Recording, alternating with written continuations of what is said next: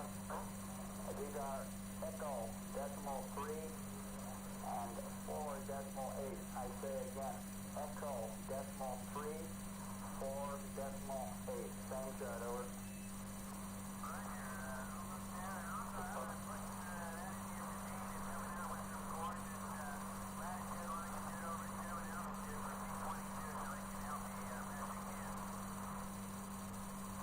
Roger.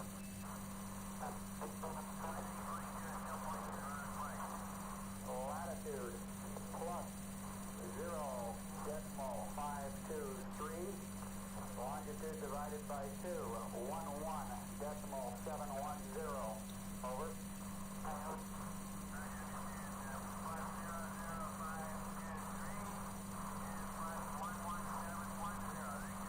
Roger. There we go. Roger, that's clear. You're not sure that's clear, but I think it's the same fellow. Any rebuzz? Loud and clear. You're really coming in beautifully, over.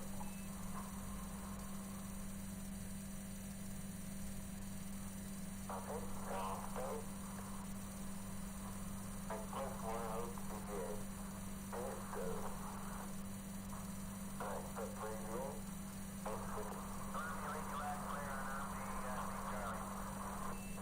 Roger, LOS and ALS times for you this pass with mid-set. LOS 109er plus 21 plus 12. ALS coming around the corner 1100735. Over.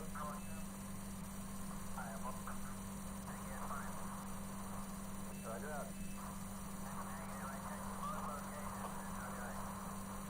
Okay, if you'd like to look again, next pass we have a different set of coordinates based on the onboard T-57.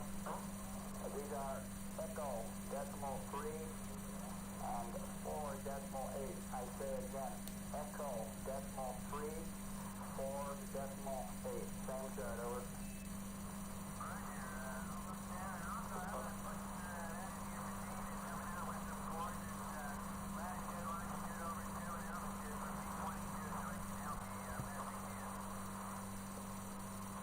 Roger.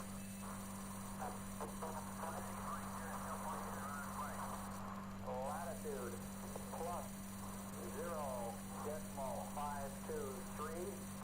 Longitude divided by 2, 11 decimal 710. Over.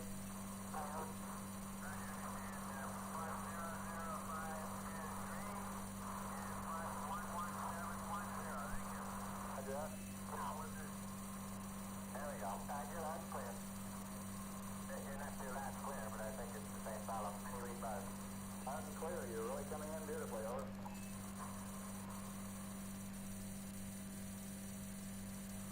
Okay, now stay. And plus 1 OpenGL. Let's go. Alright, put 3 0.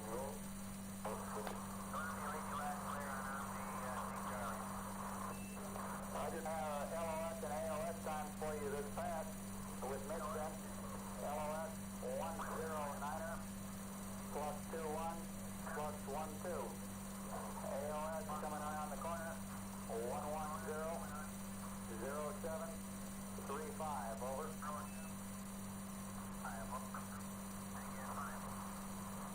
Roger out. Okay, if you'd like to look again, next pass we have a different set of coordinates based on the onboard T-57. These are echo decimal 3 and 4 decimal 8. I say again, echo decimal 3, 4 decimal 8. Same chart, over.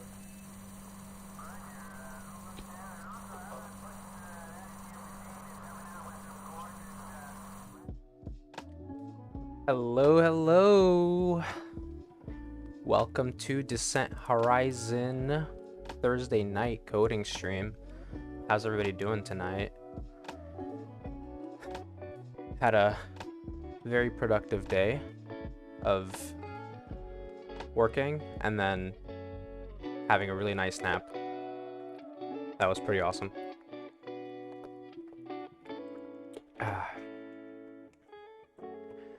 You guys let me know if the audio is a little too loud or anything like that.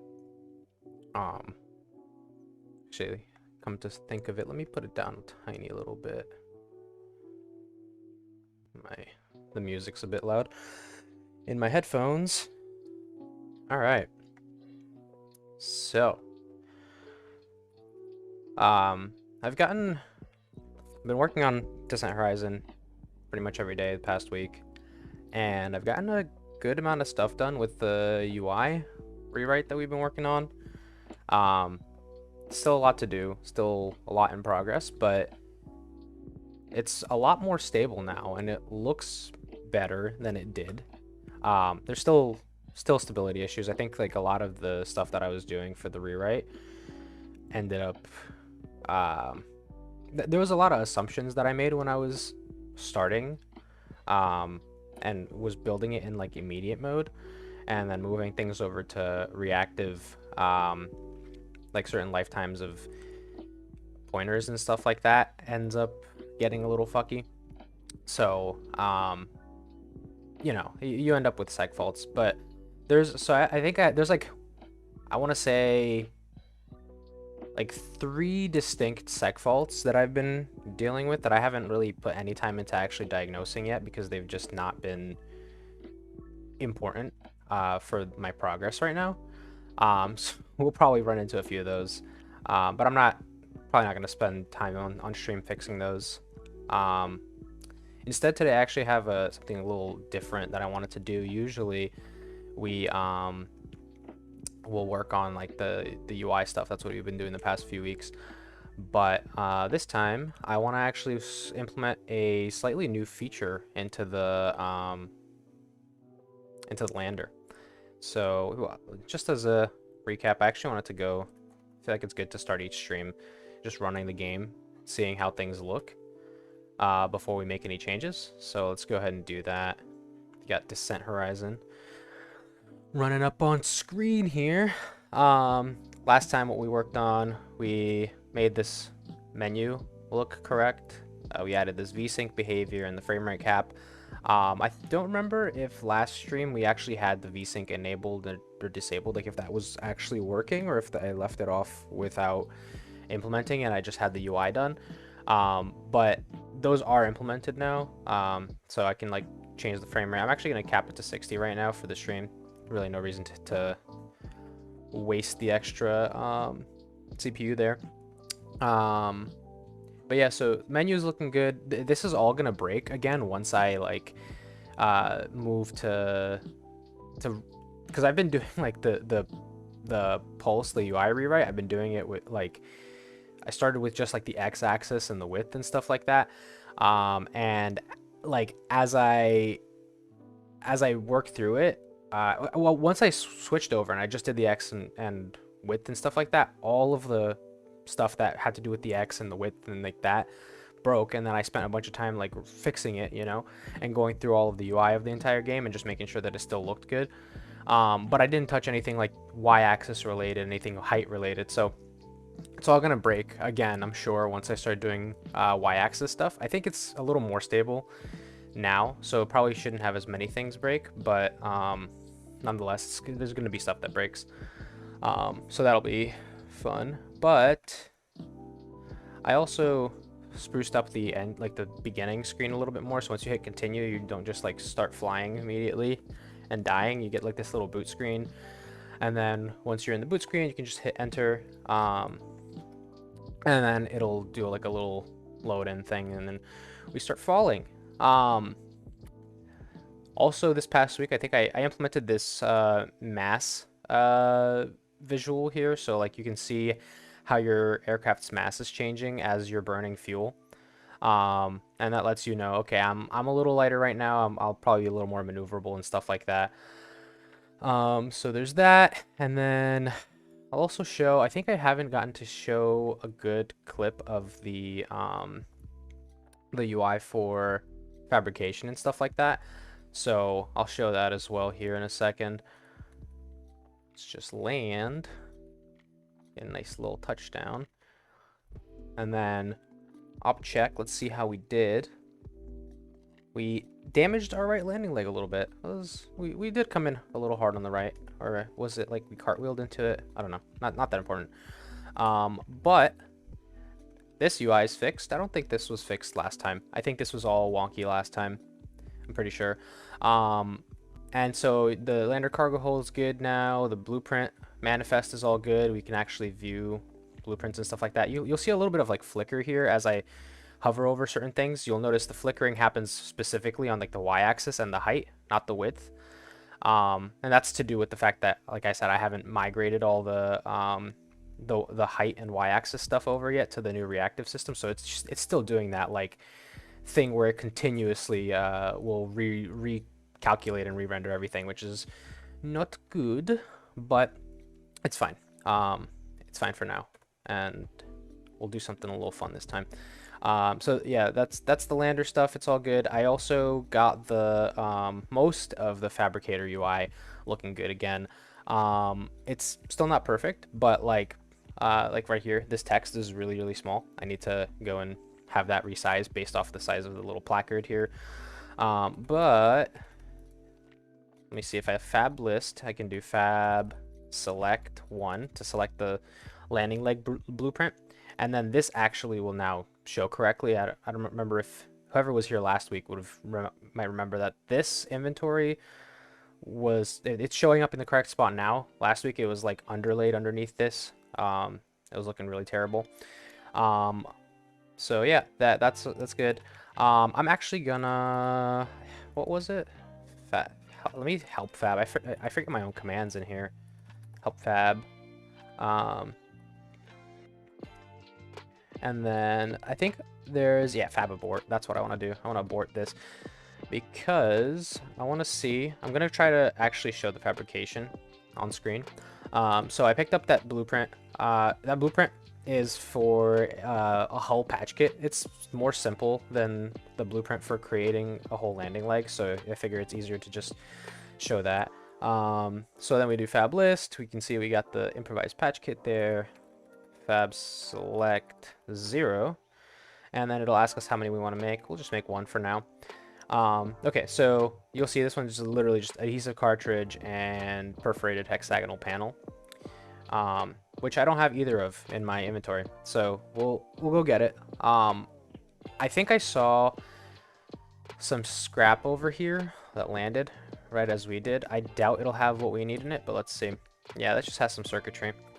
It's not what we need. What I'll do is I can hop into the lander, and this is one of the spots where there's a seg fault right now, so it's very possible. Yep, there you go. Seg fault. What I'll do is I'll just spawn stuff into like my inventory while I'm in the lander, and then I'll hop out and there's another seg fault. Great. I'll hop out and I'll do the crafting afterwards. Okay. Let's see. Alright. I'm gonna give myself God mode so that I don't die. And then I'll give myself, how many? Like 3 alloy. Give myself 1 alloy is a D3. I'm gonna give myself 3 of it. And then give, I think sealant was 4. I'm gonna give myself 3 of that. Yeah, there we go. Sealant. Okay. Let's go over here. Now, my lander balance offset is skewed. It puts everything into the left. And then when you're like, you know, when you're spawning stuff in, it just throws stuff in on the left side of the lander. Pirate Goose Catch says, yo, what's up? Sweet setup, dude. How's it going, Pirate? Thank you. I appreciate it. Spent a bunch of time trying to get things looking nice. So hopefully everybody likes it. How's your day going, Pirate? Okay, let's see. So I got these alloys in here. I've got the sealant in here. Now we can go and actually do some crafting in the fabricator. Pick that blueprint back up. Use the fabricator. We'll do fab select 0. Once again, we'll do 1 just to craft the 1. And then I'll throw one alloy in there. I'll throw the sealant in there. And let's see. Fab. What was it? Let me do how high. It's been a little while since I've done this. I forget my own commands, you see? Yeah, okay. Well, I probably could have guessed that. Fab begin. Yes, I want to begin crafting one improvised patch kit. Okay, and then it goes and, you know, processes, takes a little bit of time. And then we have this thing over here, 3D printing and all that. At this point, like in the game, what I want to have is like some mini games where it's like skill based and you have to input, like provide inputs in a timely manner to calibrate the fabricator so that you can have a higher chance, like, so that basically the quality of your minigame performance will affect how good the output item is. Right now that's not in place, so I just have like a percentage bar in there. Pirate says, I'm working on making an AI control panel right now. LOL. Been up for 2 days straight. Finally found someone to talk to during my 3-day run. Damn, dude. 2 days. You gotta get some sleep. The AI panel will be there when you wake up, unless you're in a time crunch. But that's cool though. That's interesting. What's the AI panel for that you're working on? But yeah, so again, this is a bunch of stuff is weird here. You know, like the UI is not looking perfect. But we've got this would have like this, it's really small, but this output is supposed to fill up the whole page of text here. And it would just give you some information about like how you did on your crafting. And then here you can grab the output item. So grab it and put it into our inventory, and then boom, we're done crafting. So that's the crafting system. Again, there's a lot of add in there, but it's good enough for now. And then if I had my lander damaged, at this point I'd be able to take this improvised patch kit and then go and apply it to the lander. I think my hull is like full integrity right now, so nothing to do here. But yeah, that's how that would work. Yeah, so okay. There was that seg fault again, but it's okay. I was gonna turn the game off anyway. All right. So what I want to work on today, I've been thinking about the whole like system with how, as you're landing, you can deploy the landing gear, right? And right now there's a bit of a penalty to deploying the landing gear, and that penalty is just like, hey, you can't use full throttle, right? Because like if like I'm gonna show you, I deploy my landing gear right now. If I use this level of throttle, I'm all good, right? Like I can do op check, and op check is gonna be like, okay, you're all good, right? Yeah, let's not die here. So you see that all the legs are good, right? But if I go and I put my throttle to full or above 75%, right? Throttle's above 75%, just by like consequence of me firing it, I'm damaging the landing gear, and that's a bit of a, a bit of a penalty, but honestly it's not that high of a penalty because you can still get enough lift with below 75% throttle that you can fly, and that's intentional. I don't want like you to not be able to fly with the gear extended, but there's also just not enough trade-off, if that makes sense. Like right now, like the meta, if you will, is to fly with the gear extended because you almost have no downside. And honestly, like you're better off with it extended, because if you see a like an asteroid coming at you or whatever, you can use the legs kind of like as a shield, because if the asteroid hits the leg, it'll damage the leg and it won't damage the hull, right? So you can say, all right, I'm gonna sacrifice this leg, I'm gonna take some damage on the leg instead of taking hull damage there, you know. So it's like always advantageous to have the legs deployed. What I want to do though is to add a little bit more of like choice, to like more of a trade-off. So I'm thinking like the lander can be more maneuverable when the legs are not deployed, right? So I like this level of like rotational ability with the legs deployed, but I think that like when the legs are retracted, we can allow the RCS to spin the lander a little bit faster to let people react a little bit better. And that's one thing that I want to try to implement today. Then another thing I want to implement today, if we have time, is there's this dash. It's like the lateral RCS dump move where like I can go like that. And the idea is like if something was flying at me, I'd be able to just do that dump real quick and it'll move me laterally left or right. That I think I want to make there be a penalty. Like if your leg is extended and you do that, I think your leg should take some damage, like some shear force damage. So that's another thing I want to try to get in today. I think there was one more thing, but I'll see if I can remember it. I can't remember it right now. But those two things I think are good enough for the moment. Okay, let me see. I'm going to catch up on some chat here. Pirate Goose says, it's basically so I can debug stuff on my system using local AI. It adds root level commands rather than single stuff that most agents provide. Okay, cool. That sounds cool. So it's kind of like, are you kind of trying to make your own version of like Codex or something like that? Or like Claude? Or is it a little bit different?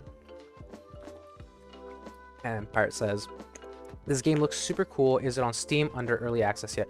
It's not on Steam yet. I have a page pending with Valve right now. They're reviewing it. So hopefully I'll have a Steam page up sometime like either this weekend or later or like early next week. I can start directing people there. Thank you, by the way, for saying the game looks cool. I appreciate that. It's very encouraging to hear. And then Pirate says, using the AI control panel, I plan on eventually making it able to connect to other systems either via USB or potentially Ethernet and automated Windows reinstalls and stuff like that. Oh, that's cool. So it's like a central hub kind of thing that you can use with other devices. I don't think I've ever heard of anything like that. I have a project that I was working on AI related recently where I wanted to make like extended memory for agents. So like, you know, like you use an agent, then once your agent is finished with like, let's say some work, then you open up that agent again later to do some other work. It has to rediscover a lot of stuff every single time. So like like let's say you're using like JavaScript, right? And it needs to know what version of Node you're using or something like that. Like the agent has to kind of rediscover all the stuff every single time. Or like organizational knowledge. Like let's say your organization for some reason has like their own made up programming language. The agent would have to figure out how that language works every single time, and you spend all those tokens and you pay for that, right? So I made this project where basically it uses like a local model, two small local models that get installed on your computer. And it effectively performs like semantic resolution. Basically the agent, like you connect it to like any agent that you want via MCP, and then the agent can like ask the system for like facts about your machine, or like I call them beliefs in the system, but basically like it can be like, oh, like what version of Node are we using, you know, and it effectively will use semantic resolution to do that. And so your agent doesn't have to go grepping through your machine and wasting a bunch of context or like anything like that. Because like you could put this stuff in markdown files, right? But like as you use more agents and as you like have more markdown files to do more things, all of that stuff gets pulled in, you know, every time you start your agent. So you have like 20 markdown files each, let's say with 1,000 lines of text. That's 20,000 lines of context that you're pulling in. That's a lot, you know. This way it asks for the bits of context that it needs and it ingests just those. So it ends up should end up saving some money. It's up on my GitHub if anybody wants to check that out. And then Corbin says, howdy Alex. Hey Corbin, how's it going, man? Have you been? Hope you had a good week. Welcome back. Pirate says it's gonna run on local AI and have deeper abilities than Codex or Claude. Okay, that's cool. Yeah, you're using, I'm guessing, like, I guess I don't even really know what local LLM models exist. I'm pretty what's the word? I'm pretty uninformed on local models outside of those. Like, I had that one semantic resolution model and then one re-ranking model that I was using for that project, and that's pretty much it. Claude and code simply refuse to do some things or aren't capable of doing certain automated things. Yeah, fair, fair. I think a lot of stuff though you can make like external tools for, you know, like MCP calls, or a set of MCP servers to allow them to do that. So that's, I think, how most people have been solving it. But I think a lot of people also are just patching things together, you know. So it's, I always like seeing like purpose-made tools for things, you know. Corbett says, "Yep, good week. Going to a gaming convention this weekend." Oh, that's awesome, dude. Which convention? I love Quen and Gemma 4. Quen is the big all-rounder model. It has a lot of different models for different things. I think I've heard of Quen. I think I actually have heard of Quen online on the interwebs. But all right, that's cool. That's cool. Sounds like a really interesting project. All right, let's see. So first things first, like I said, I wanted to implement the improved rotational speed if you don't have the landing legs deployed. So I think that actually shouldn't be too bad. I have this lander HPP file. It's got a bunch of stuff in it, like a bunch of config for the actual lander. Bunch of const expressions. But then I think I have one RCS lateral dump fuel burn rate. No, it's not that one. These are the fuel burn rates. There's RCS skew torque scaler. No, that's not it. The skew torque scaler is more of like when you have a skewed, like an imbalanced cargo hold in the lander, it's gonna, you know, throw the lander's balance off. So that skew, I just use these scalers to tweak how badly the different I guess, and like, engine's not the word for it, but the different engines affect that skew, or the torque for that skew. Okay, RCS force. Okay, so this is what we want. So RCS force right now, it's just always 150. Okay. I think this is kilonewton. No, is that kilonewtons? I don't know. I don't remember. But I think what I need to do is I need to make a const expression for it. So, because we basically are going to have two modes, right? Like we have gear deployed, RCS force, and then gear stowed, RCS force. So I think like it should be as simple as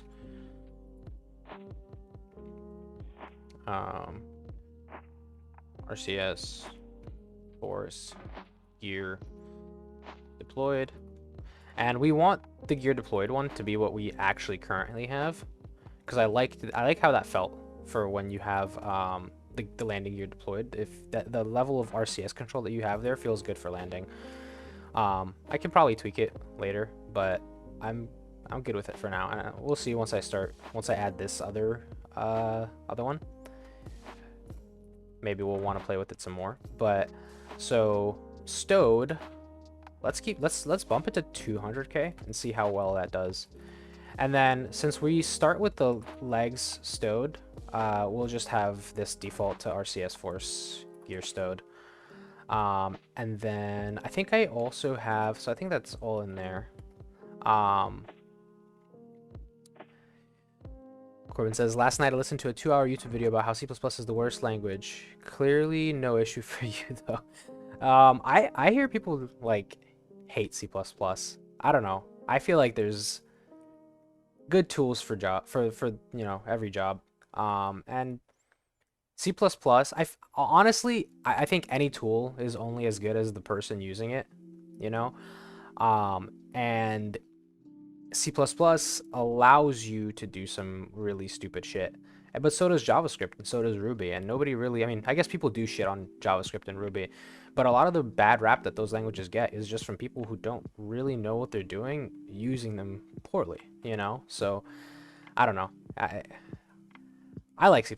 I like it for this, and I like the way that I use it. And I think like the way that I write my C++, I don't think looks very similar to other C++ I've seen. But then again, like C++ is like 5 languages in one. Like I feel like you never see people using the same features. It's always, every C++ code base feels like it looks like a different language, weirdly enough. Pirate says, is this a fancy VS Code theme or a different app? So this is NeoVim. And I'm using TMUX, which is a terminal multiplexer for anybody who doesn't know.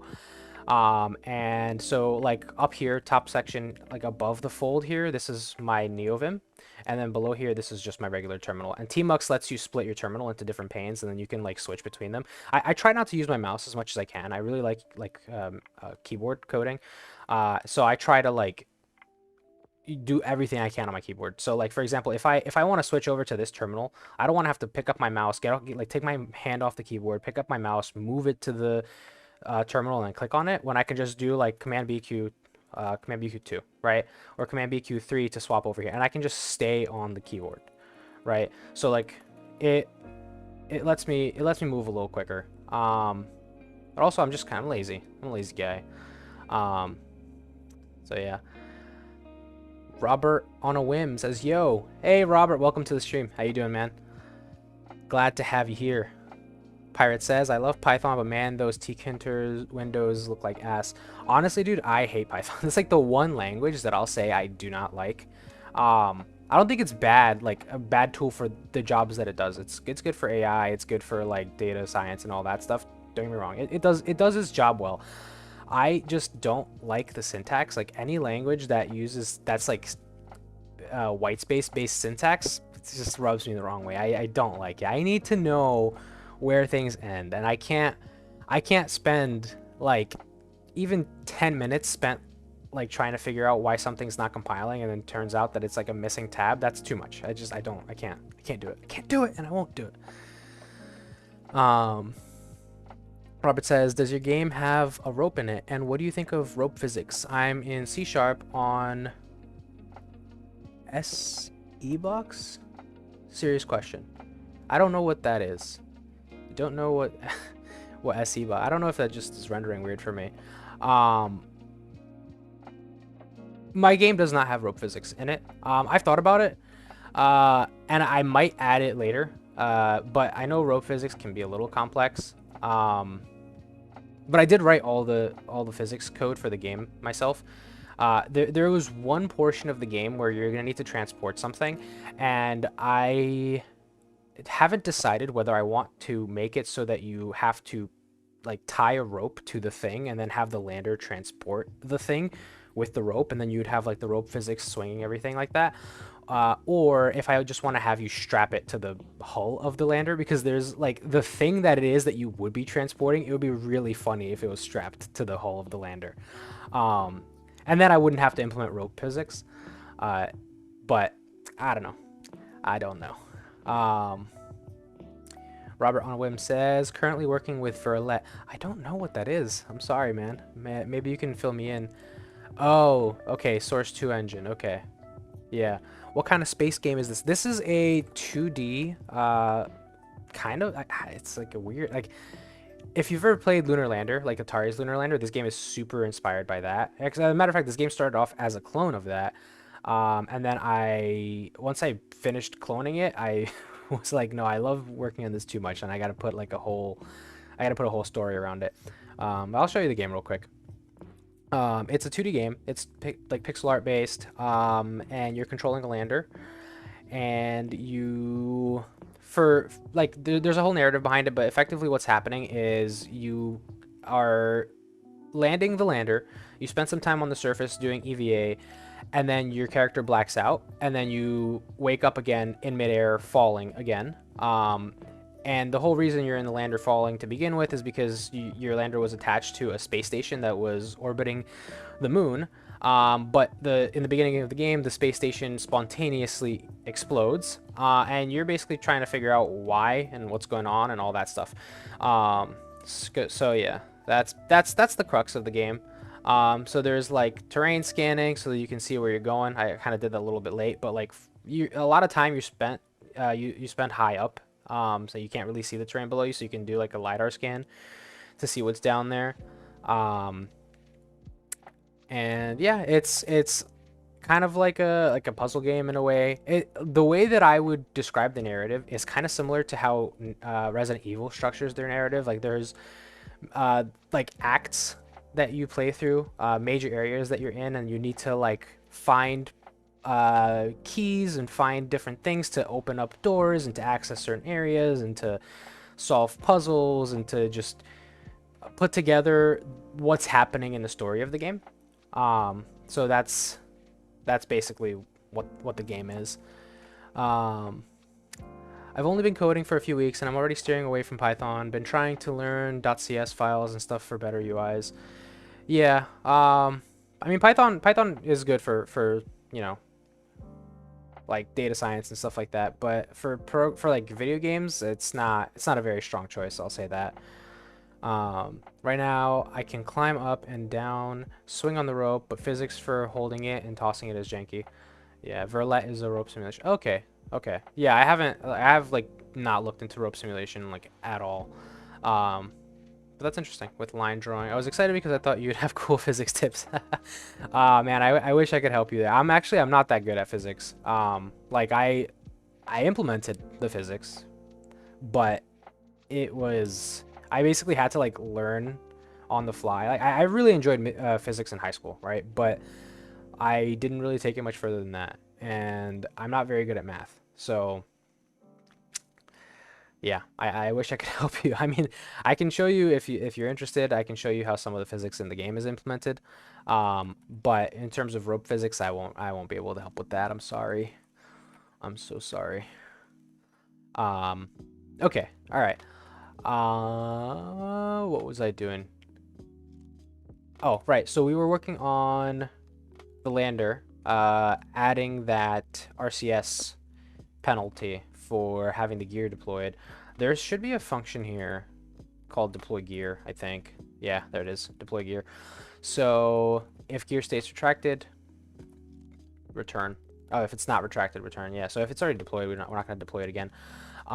What I need to do is effectively, after the gear state changes, just change the RCS, excuse me, change the RCS amount, like the force for the RCS. So let's see. I recall that there was some code that I had in my main game scene, which handled like the lander dying that might reset the legs. So I need to find that as well. Let me see, lander gear state. Was it lander unfreeze? Okay. Yeah, okay.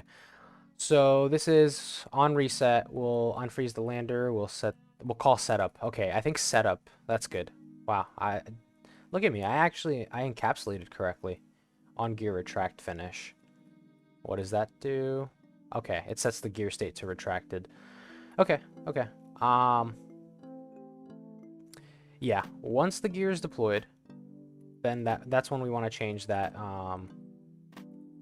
that force value. Let's see. So lander's HPP, I think, is where it was. I called that RCS force. So it starts with gear stowed. So here we'll just change the lander's RCS force. After the gear deploy is finished, we want it to be the deployed gear. Yeah. And then on gear retract finished, we'll do retracted or stowed. Okay, cool. I think that's enough to test. That should work. Let's see. Go build it. Pirate says I gotta go for tonight, but I look forward to more streams and seeing where this game goes. All right, Pirate. Thanks, man. I appreciate the time. Appreciate you hanging out with us. Have a good night. Oh, man. So, my wife and I, we got a bunch of butterfly. What are they? They're not worms. They're caterpillars. I never remember the words for things. We got caterpillars. We try to do this like every year. Well, I say every year. I think this is going to be the second or third year that we've been doing it. And now the caterpillars, like, they did their whole thing. Now they're butterflies in like a little net. And our cats have been going crazy over them. And so we had to hide them in the bathroom where we don't let the cats go. And that's the only way that they'll survive, because the cats will break their way in and they'll eat them. We don't want that. Does anybody else have cats? Tell me your funniest cat stories. Last week, Totoro was on my laptop while I was streaming, and we almost had the first stream on Twitch to be, or Twitch and YouTube, to be crashed by a cat thermal throttling. I had to stop midstream to take her off. Meow meow. Yeah. Meow meow meow. So that was funny. And then like the green screen back here, I can't put it low enough because the cat, like they like hiding behind it, and the other one will go on the other side and will jump at like Totoro. Like, alright, so I have two cats. I have Lucy and Totoro, right? And Lucy is, oh shit, your cat's name is Lucy? Wow, that's insane. Okay, well, we got twins. So my cat Lucy, she's a black cat. She was a stray, and we've had her like 6 or 7 years at this point. 6, 7, 6. 7. That was bad. Don't laugh at that. Yeah. So we've had Lucy for like 6 or 7 years. So she, you know, she's a chill cat, and she's been like only child for a while. And we got Totoro last year, and she hated her. She just could not stand her. But now they actually like each other, which is nice. But Lucy is very chill. She doesn't really bother Totoro. She kind of tries to do her own thing. And then Totoro loves to play. Oh god, this build is killing me here. This build is really making my computer chug. I hope it's not affecting the stream too poorly. But yeah, so Lucy likes to just chill and lay down, and Totoro will go and hide on the other side of the green screen, and she'll like pounce on her, and I don't want the whole thing to get knocked down, so I have to like lift it so the bottom part of it, like the bottom 2 feet of it, are off the ground, so there's not really a hiding spot behind it, you know. Cats, man. That Totoro overheat was hilarious. Yeah, right? Oh man. Well, I'm about to have a compilation overheat. I need to put some compiler flags on here, I think, at some point. I can't do it now because it's gonna like force me to like do like a whole long recompile, and like recompiling everything with the engine and stuff takes like, worst case scenario, like 30 minutes, depending on what my computer's doing. And if I'm streaming, it's going to be super slow, but I need to put some compiler flags to like limit how many cores I'm using, so that it doesn't affect my stream. I don't know, you guys tell me, but I don't know if it's been like dropping out or anything like that, or if it's gotten laggy as I've been building. Robert says my cat's name is Lucy. Oh yeah, I read that one already. And she is the nicest cat I have ever seen.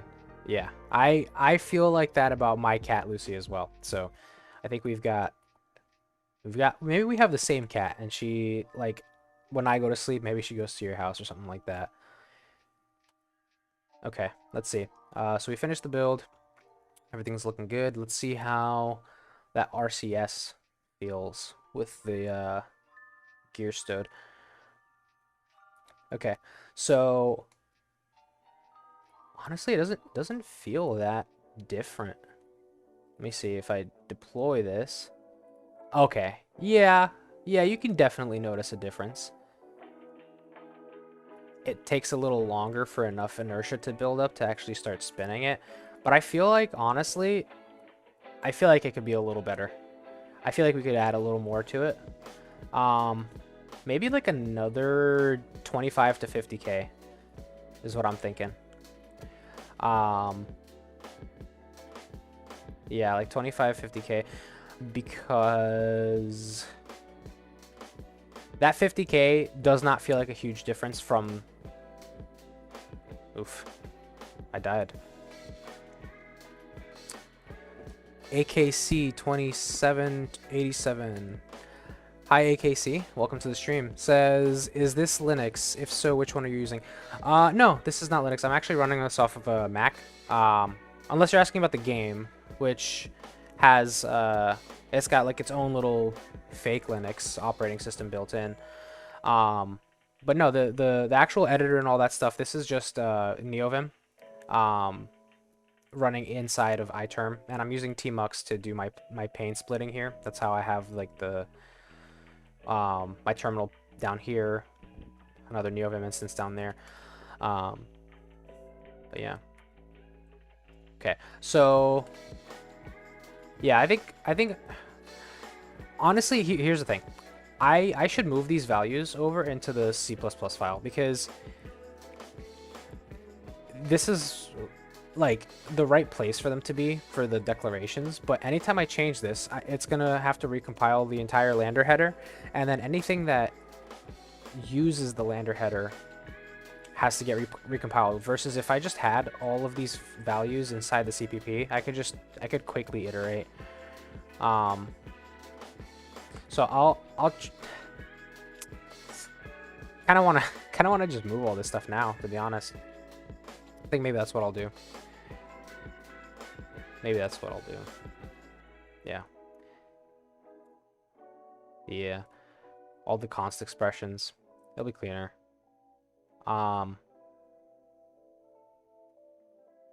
Yeah. It's gonna be the, like, you know, we're gonna have another long build, or long-ish. I think it was like a 4 or 5 minute build. It wasn't too bad. But with the benefit of, I won't have to do it again, probably. Or I won't have to have a long build again, probably. Because if I'm going to be iterating over over the lander stuff, I don't want it to be super slow for you guys on the stream. So just throw this stuff up here at the top. Let me see. Got those in there. Got the fuel capacity kg. RCS fuel capacity kg. Copy that. Paste that in there. Okay, and then landing leg mass. All right. And then I can just go and clear them out here. I can just declare them here, and then mass must be initialized. Yeah, I can change that to just be a const instead of a const expression. These are all just regular values.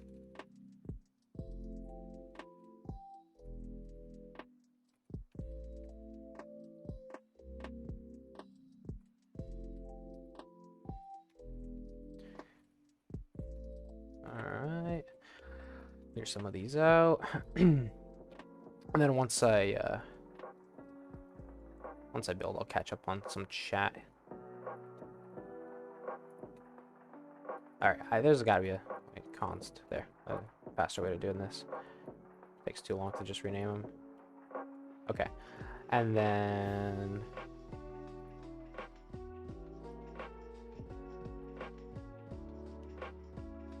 boom.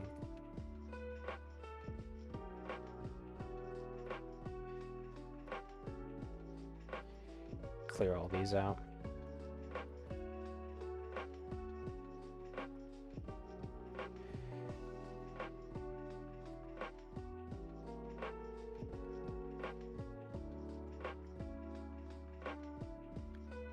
And then, you know what, I'm gonna move these declarations up to here so that all the static consts are in the same spot.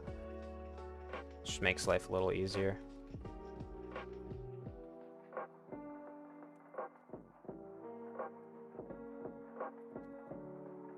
Okay, got that. AKC says, I was asking because I do the same but on Linux. Okay. Yeah, I used to use Linux. Linux is awesome. But it's too configurable for me, and I spend too much time playing with configs and not enough time being productive, and so I'm not allowed to use it anymore. I've told myself I'm not allowed. Okay. And then all of these are inside game lander, so I need to do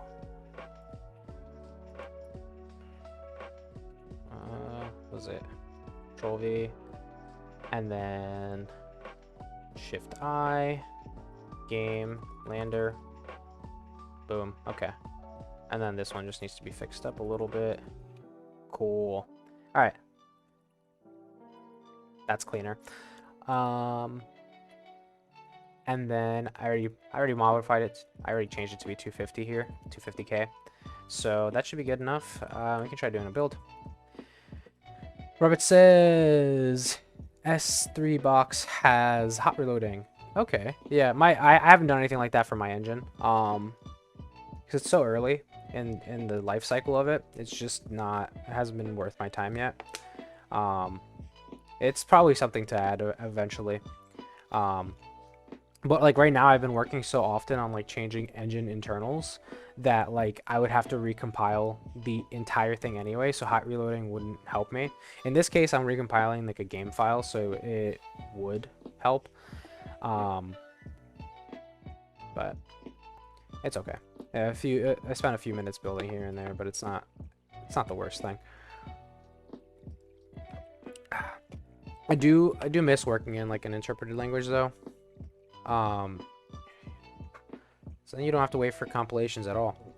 And it's really good for prototyping, you know, if you're like interpreted languages. Especially when you're doing something like this where you're just playing around with values. Just hit stop, hit start, and then boom, you're done. No need to wait for anything to compile. It's really nice.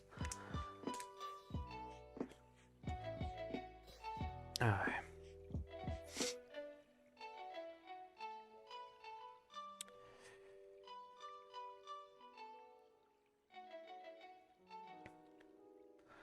I also put up the size of my font and played around a little bit with the settings for the actual like code window here, so that hopefully people can see a little bit better. Because I was rewatching my stream from last week and like the text looked not great, like choppy. I think I stream at 1080p, but my monitor that I use as my main monitor is in 4K. And something about that downscaling is weird. Like even now, I don't think it's perfect. It's better, but it's not perfect.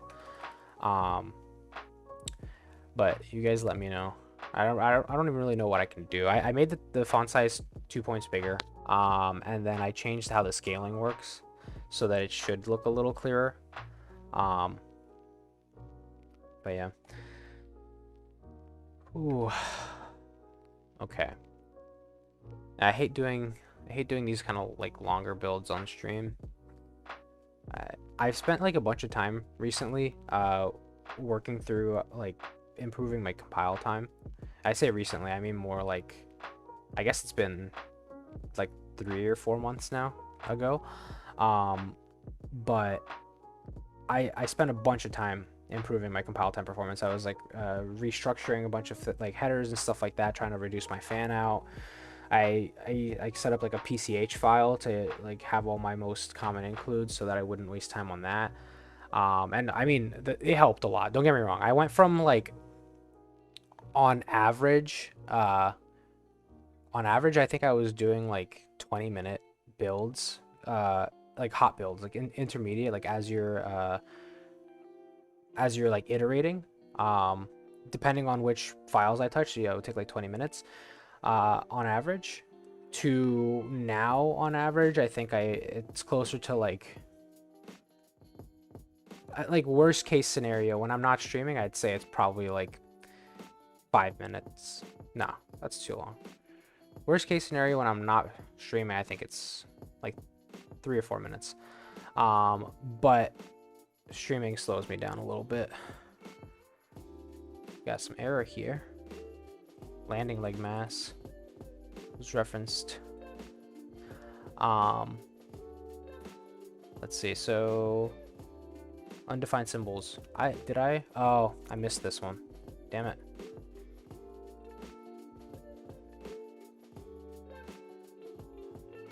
Okay, I'll try that again.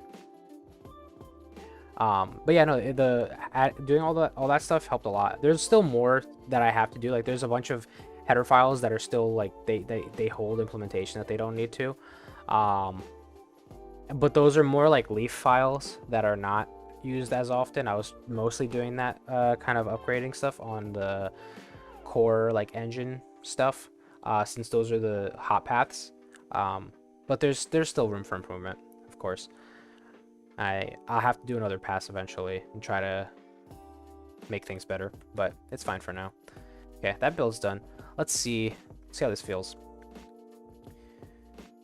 Bump that up to 250. I usually, when I'm playing with values like this, I'll put more than what I think I need. Like, honestly, I don't think I need like 250k RCS force. I think that's probably a little high, but I'd rather overshoot and then like basically perform like a binary search, you know, to find the right value. Okay, so this is too. Oh, jeez. I don't know. It still doesn't feel that fast, like that maneuverable. Let's see, standing still. Like if I'm not rotating. No, I do rotate pretty quickly, but I almost feel like we could make it a little bit better. Because then with the gear deployed, this is our rotational speed, which, I mean, it's something. I don't know. Chat, what do you guys think? Gear deployed. This is our rotational speed. Gear stowed. This is our rotational speed. Can you guys tell the difference? It should be noticeable. It should be something where it's like, oh, my gear is deployed and I feel myself rotating slower. I don't know. I feel like I can increase it. Inti Draco says, was this vibe coded? Hi, Inti. Welcome to the stream. No, this was not vibe coded. This is all handwritten artisan code by yours truly. I've been working on this game for on and off like a year now. And yeah, the engine's also handwritten. Custom engine built on top of SDL3 and OpenGL. Yeah. I don't know, cause like you can, oh my god, you can spin really fast though. This feels really fast. Ah, she's dead. Yeah. I don't know. I think I might bump it a little more. I want to see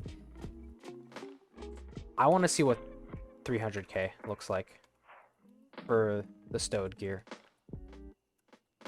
I think that I think is definitely way more than what we need. But I kind of want to try it. Cause like I got surprised by the 250k feeling good, or feeling like it could be faster. So let's see. This should be a pretty fast build now that all this stuff is in here, inside the CPP file, because only the one CPP file changed. Yeah, there you go. I also need to optimize my builds because I don't need to copy all these things over every time.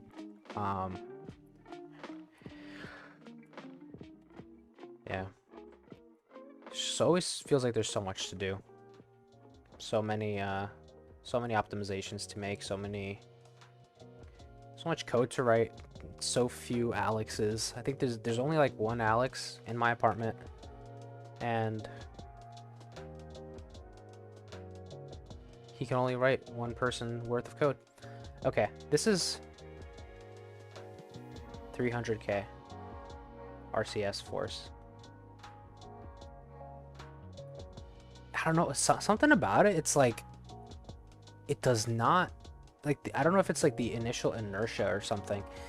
It doesn't feel that crazy. Like this feels, I don't know. Like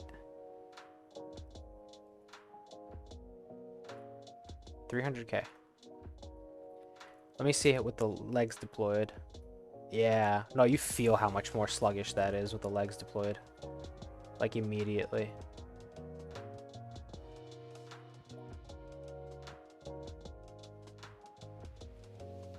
I don't know. Let me see. Then going back to not having the legs deployed.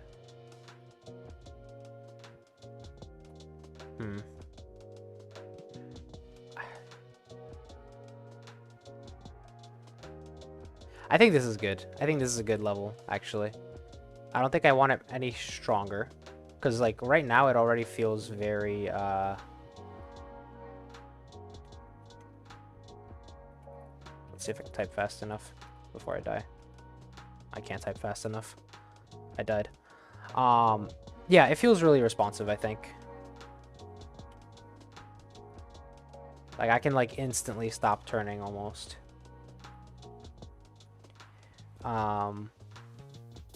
Yeah.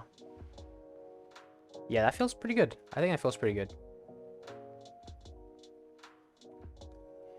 Because then I can kind of just do little tricks and stuff.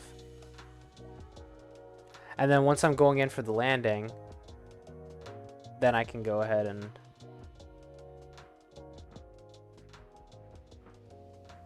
actually deploy the gear.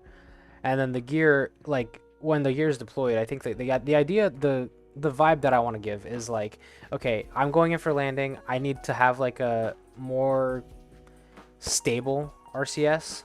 I don't want to be able to like fat finger it and overturn. So once the gear is deployed, we have this slower RCS effect for like more precision. That feels decent. That doesn't feel too crazy.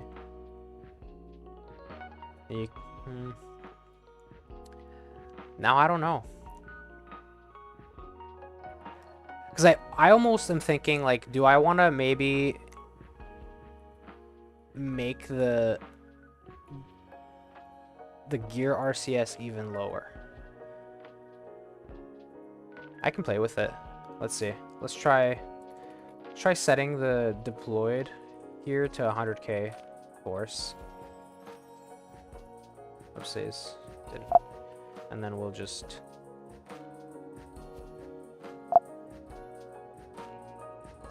rebuild there.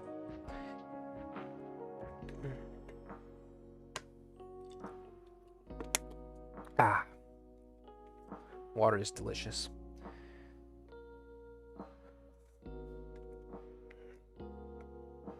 Okay.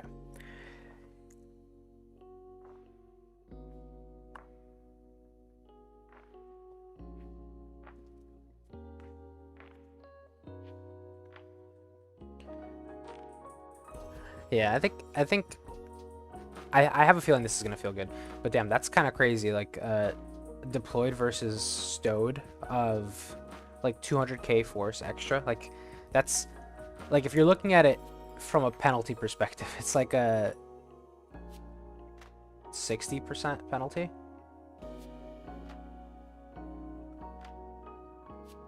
It's pretty heavy, but I guess whatever feels good, right?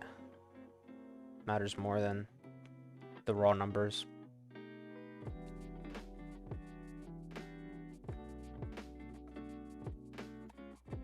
Okay, so again, this is stowed, and then we deploy it. Ooh, damn.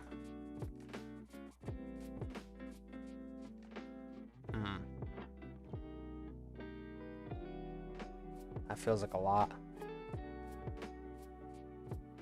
I think it felt better before I changed this, because now it feels like I need too much RCS to. I don't know though, because like I can perform finer corrections this way, but I can also feather it if I need to. With the slightly higher one, like I can just, you know. I don't know.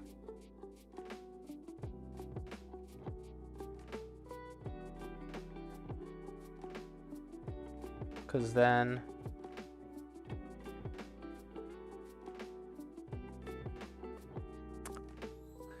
I don't know if it was just the initial shock of how different it felt from what I've been used to. But now that I'm playing with it some more, I don't know, it feels pretty good with the, like, it feels more cinematic, I guess, is how I would describe it. It doesn't feel like you have like a crazy amount of maneuverability with the legs deployed, which you shouldn't. Yeah, and then you want more maneuverability, you retract the legs. And then you go wherever you want. And this way it's easy to go like that if you wanted to. And just go crazy with the speed. I'm gonna ram myself into a wall because I can. Am I? Okay, I was gonna say this map is big. Look at that. Full clipping through the wall. Okay. Cool. I think I'm actually pretty happy with that. I think I'll leave it like that and I'll sleep on it, you know. And then I can try as I play with it more, I'll see how I feel about it. I can just tweak it if I need to, but I think that's good for now. Okay, next thing I wanted to do, when we perform that lateral dump, when we perform the lateral dump, if your landing gear is extended, it should take some damage. Again, as like another kind of penalty. So let me see. There. I think there's, yeah, lateral RCS dump. Lateral RCS dump. Okay. Now, thrust direction. That's just applying the force, adding the effect. And then it takes out some RCS fuel. Okay. So I think all I need to do is check if the gear state's deployed. So like if gear state, landing gear state deployed,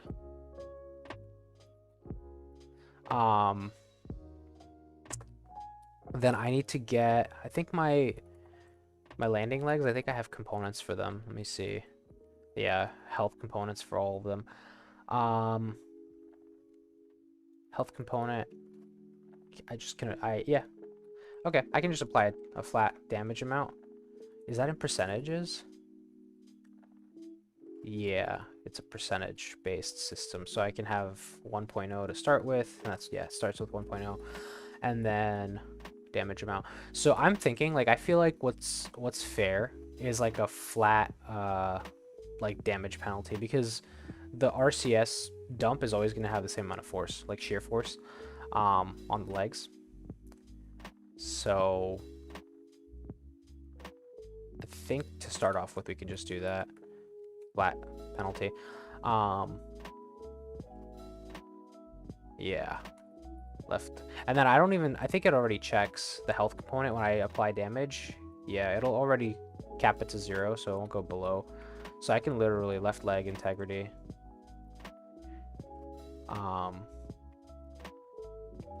Apply damage. 0.05. 5% damage. And then I'll do the same for middle and right leg integrity. Yeah. Pirate says, holy shit, I just got my AI interface to work. Now I just got to get the agentic stuff to work. Awesome, dude. Congrats. It's exciting. It's always nice when you have something finally work after a bunch of time. Bunch of, like, working through stuff.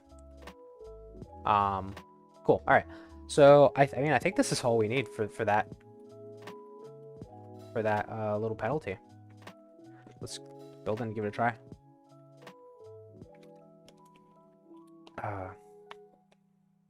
And then I think I don't think I need to do anything special to break the legs off, because on update, let me see, where's the update function? It's gonna do handle leg breakage. So we'll apply the penalty, and then on literally the next update call, I sent you a screenshot if you want to see it after stream. Yeah, I'll check it out. That's awesome. Definitely check that out. Curious. Well, let's see.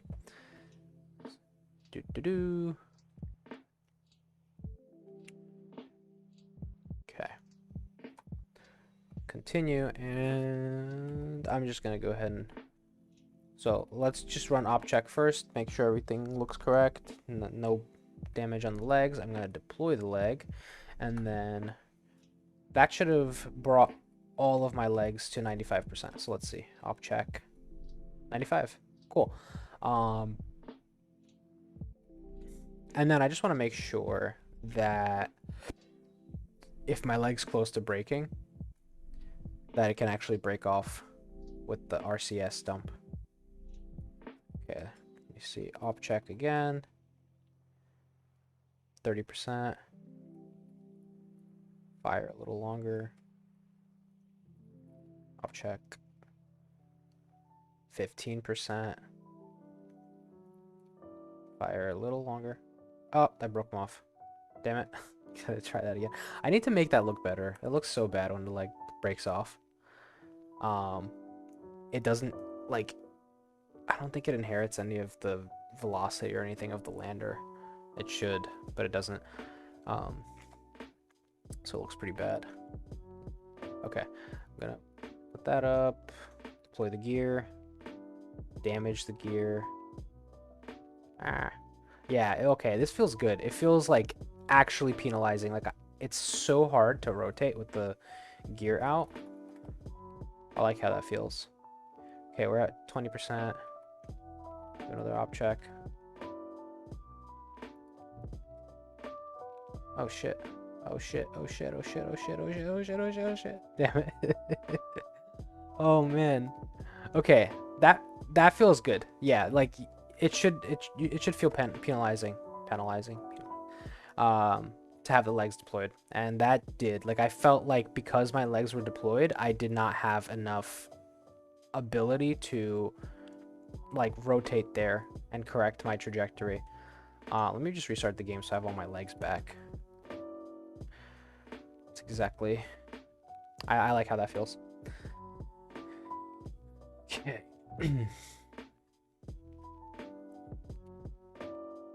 Alright, one more time.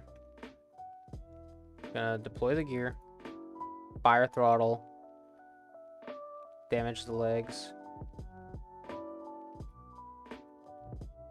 Okay, op check. 30%. Fire a little more. Wait. Jeez. Yeah. Oh, this feels penalizing. Like, it does not feel like this is the intended flight configuration, which is good. That's how it's supposed to feel. Okay, let's do another op check. 20%. I think I can do a little more throttle. Okay, so 10%. So in theory, that's one RCS dump, two RCS. Oh, there's a little bit of a timer on those. Two. Oh, there we go. Look at that. Legs. That looks so stupid. The legs. Oh, that's so funny. They need to inherit the velocity of the lander. That is really funny. But okay, they broke off like how I wanted them to. So that's good. That's good. That's what I wanted. Okay. Cool. I mean, that's kind of what I wanted to do. Let me see what else I want to do today, because that was easier than I was expecting it to be honest.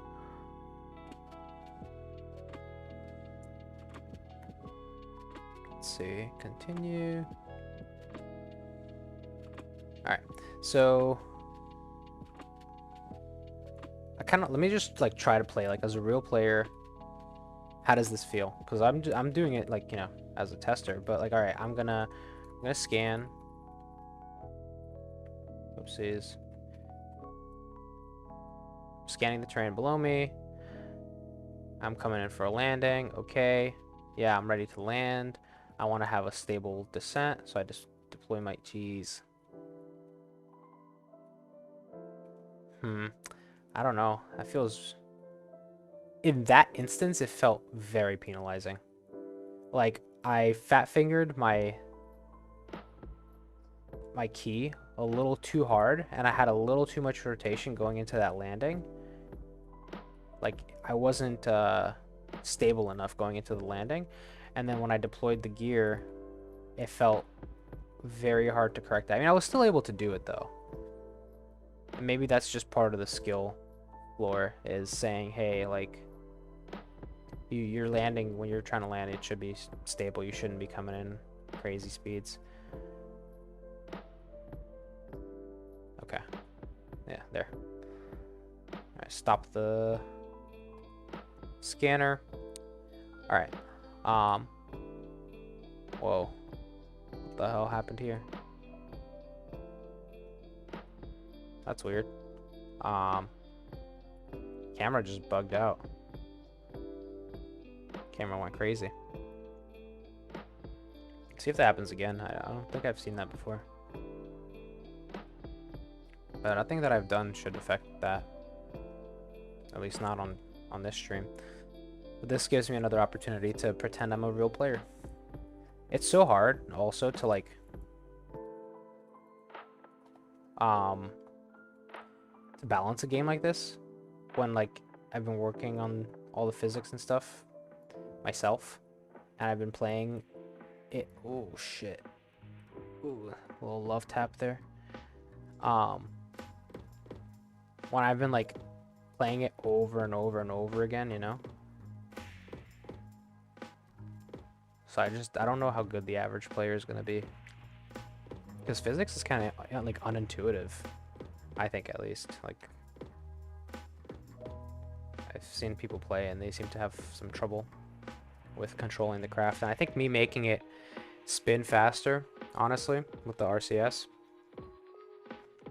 I think that might make it a little harder for people to control.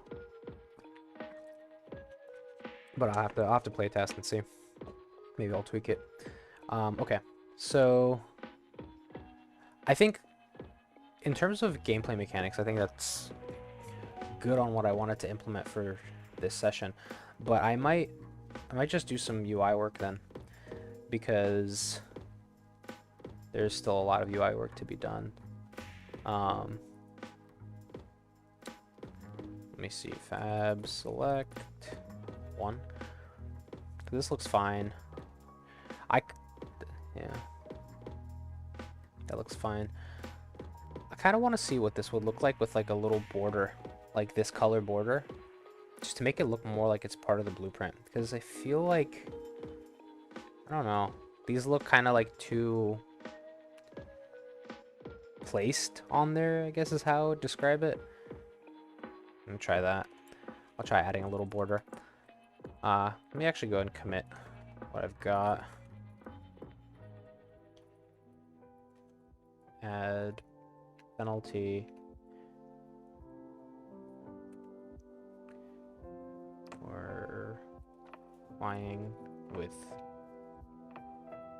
gear deployed.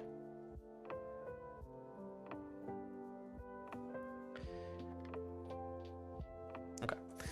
I think that was in Blueprint Manifest. Manifest UI, yeah. And then I'm pretty sure there should be a slot, something with a slot. Yeah. Slots, blueprint, placeholder slot UI. Is that placeholder slot? Is that the only place in here that no, that can't be, because this is like an on-click thing. On-click blue. Oh, okay, no, that makes sense. When I click the blueprint in the list, it's gonna add the blueprint slots. Yeah, that's what I want. Okay, background sprite tint. Let's try doing a border color. Actually, base styles from base styles. Okay, blueprint placeholder slot. Let me see. Should be a style sheet. I think that's lander style sheet. No, that's not. It's EVA style sheet, because this is during EVA, not the HPP. EVA style sheet CPP. Yeah. And then I think what was it? Placeholder slot. Yeah, background color. You know what's... Oh, okay. Yeah. Yeah. If there's a socket, then it'll change the color. Okay. I think... Let me see. Border color.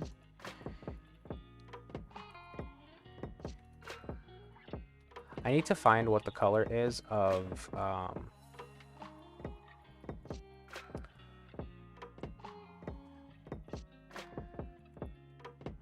the blueprint stuff. Let me see. Open my Finder window. You guys can't see what I'm doing, but I'm just gonna go try to color pick it from GIMP.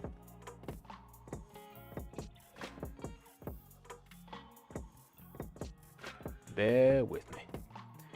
Bear with me.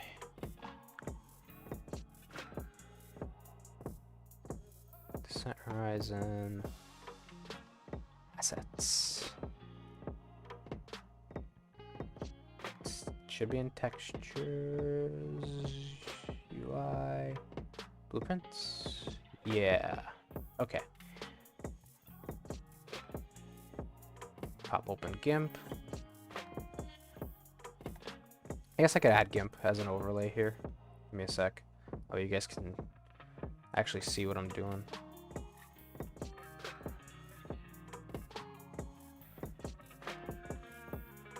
Add a source. Video capture. No, that's not what I want. Remove that.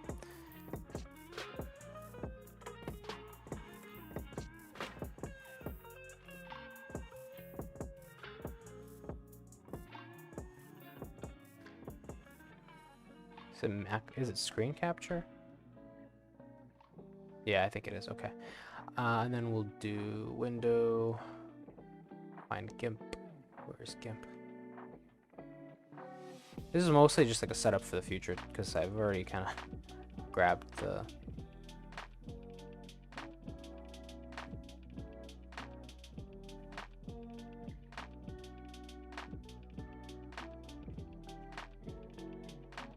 Okay.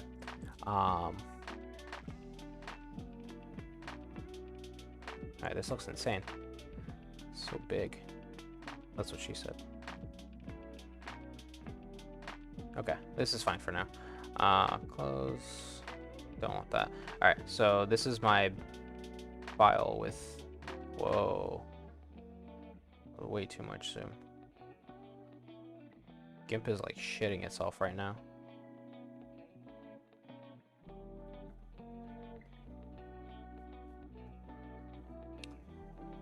Okay.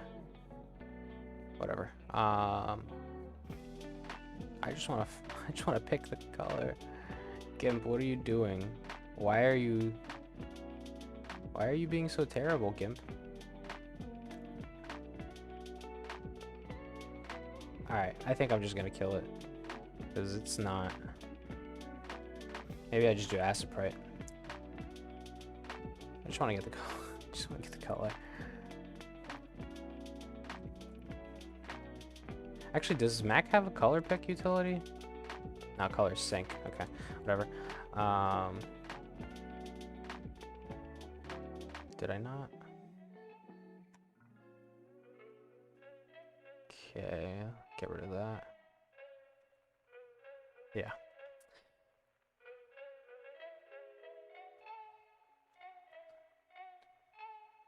One sec. I'm gonna pop open Aciprite real quick so I can grab this color. I hope Aciprite will perform better than GIMP did, because that was atrocious.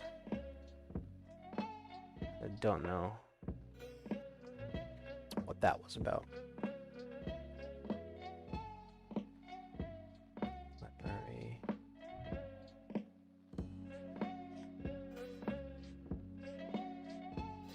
Okay. Screen cap.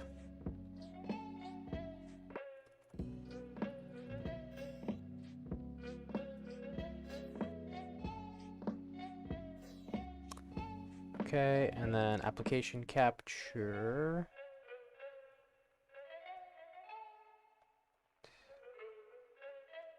Where's Asprite? There's Asprite. Okay. I have a feeling Asprite's gonna behave better.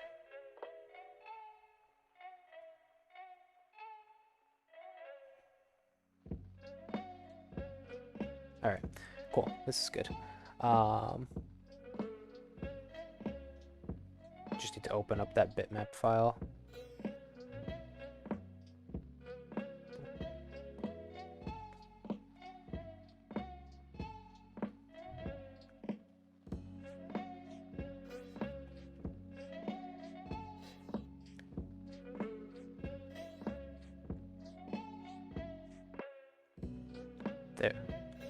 There we go. Okay. Actually, this is the wrong file. Wrong blueprint file. That was in the UI, actually. That's why. It's this one. There we go. Oh, that's better. That performs so much better than the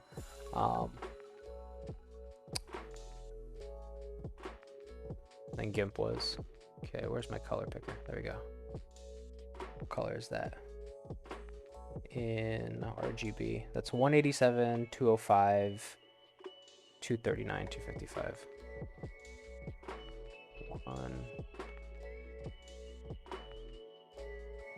187, 205, 239. Where were we in here? 187, 205, 239. Okay. I just realized you guys can't even see that. There you go. I just added it right here. All right, and then I think border thickness. I want to set border thickness to probably be like, I don't know. Let's try 3 for now. 3 pixels. Should be good enough. Let's try building that. Okay.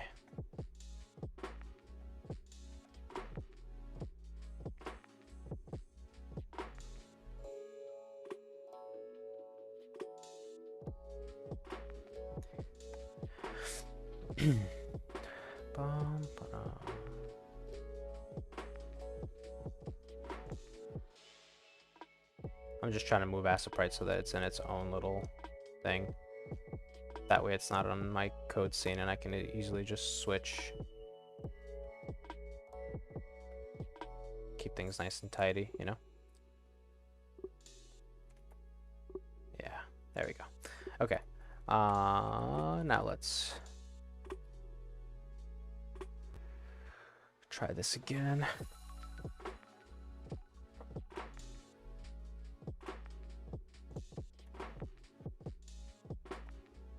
Okay, so this should actually be visible as soon as we land. See some nice borders, hopefully. I just turned on God mode so that I don't have to worry about dying. You see, I have the habit, like, of just deploying my gear right away. Because it was just made no sense not to have it deployed. And now I actually have to give it some thought. I popped my gear open a little too early there. Well, not a lot too early, but it's just a force of habit, you know? Okay. Let's see. So blueprint, pop one of these open. I don't know. That doesn't feel that much better. I kind of thought I would like it more than I actually do.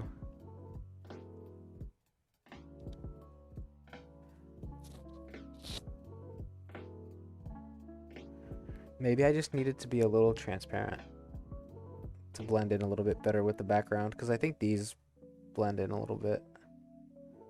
I don't know.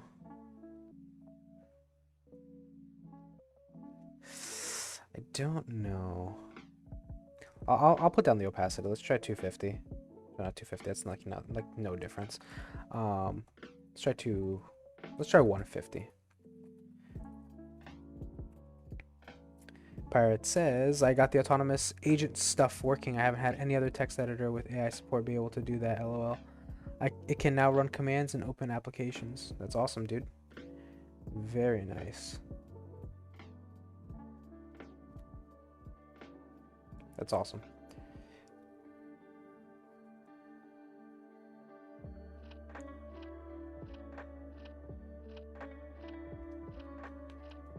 Okay.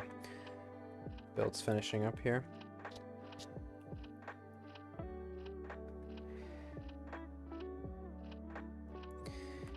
Let's try that again. I don't know. I don't know if this is going to look that good. I'm trying to think. I feel like I might have tried this before in the past, and I also didn't like it. And then I was just like, I'll figure it out later. But it's just, I don't know. Something about the way that it was didn't feel that good either. Like, not having a border just also feels wrong. I don't know.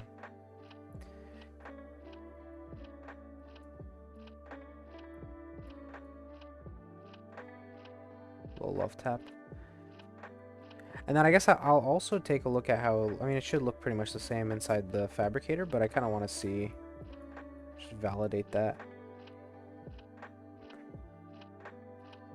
Yeah, see, that changed to the landing gear, the RCS. That felt good. I'm still like flying off of muscle memory for how it was before. That doesn't look like the worst thing ever. I don't know. Maybe it's a little too dim. I don't know. It doesn't look terrible. Is it an improvement though over how it looked before? I feel like maybe it's an improvement. Maybe it looks a little bit cleaner. Let's see. Fab select 1. Oh, it's not applying here. Well, that's actually cool because now I can like compare both. So this is how it looks without the border, and then this is how it looks with the border. How do I feel about it? Without, with. I think I like it with the border. I think I do. I think I just need to change the opacity a little bit. I'll bump it up to like, let's say 190. Let's try 190. Pirate says, honestly, the whole style of this game is awesome. I love the fact that there's actually simulated terminal windows open and stuff. You should implement a system to actually be able to type commands into the terminal to do stuff in the game. That you can do that. Yeah, that's exactly what the terminal does. So like when I'm typing, like if I want to like have the lander do the LiDAR scan, like I have to type the command in to do the LiDAR scan. And then if I want to change the direction where the scanner is pointing, I have to type that into the terminal too. If I want to check like on the status of my legs, I have to type a command into there. Someone asked on the last stream if I would like consider like adding the ability to write scripts into the game so that you can do like autonomous landing. And I've been thinking about that. Like I considered it before, like way earlier in the game development life cycle for this game when I was trying to figure out what exactly I wanted this game to be. And it's like I'm torn because I think that would be like a really cool feature to have, but then part of me thinks like, okay, if I add that, then there's an entire group of people who will probably never use it. Like some people, like, because then you like let's say I do it with like Lua or something, or some like, I don't know, common language that's not super hard to learn, and you can write Lua code to control the ship. I think a lot of people won't use it because a lot of people who are playing the game won't know how to code, and I don't want it to be like, oh, you have to know how to code to play the game. I want like I like the diegetic terminal interface and all that stuff, and I don't think that like it. Maybe my perception is skewed, but I don't think it's a lot to like learn a few commands, you know? Like I wouldn't consider that like you need to learn how to code. But like maybe like as an upgrade path, like you can add an upgrade to the ship that allows you to like to write scripts to automate certain things. And then that way it's like whoever wants to can do it, and whoever doesn't can just skip that whole part of the game.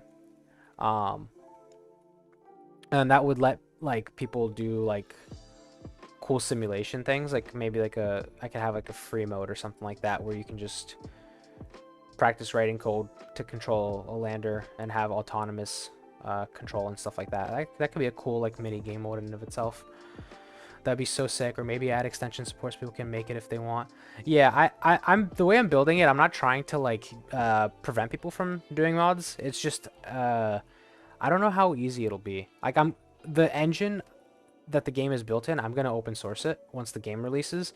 So like that'll be, you know, completely available to whoever wants to use, and then by some extension maybe a modder can figure out if they care enough how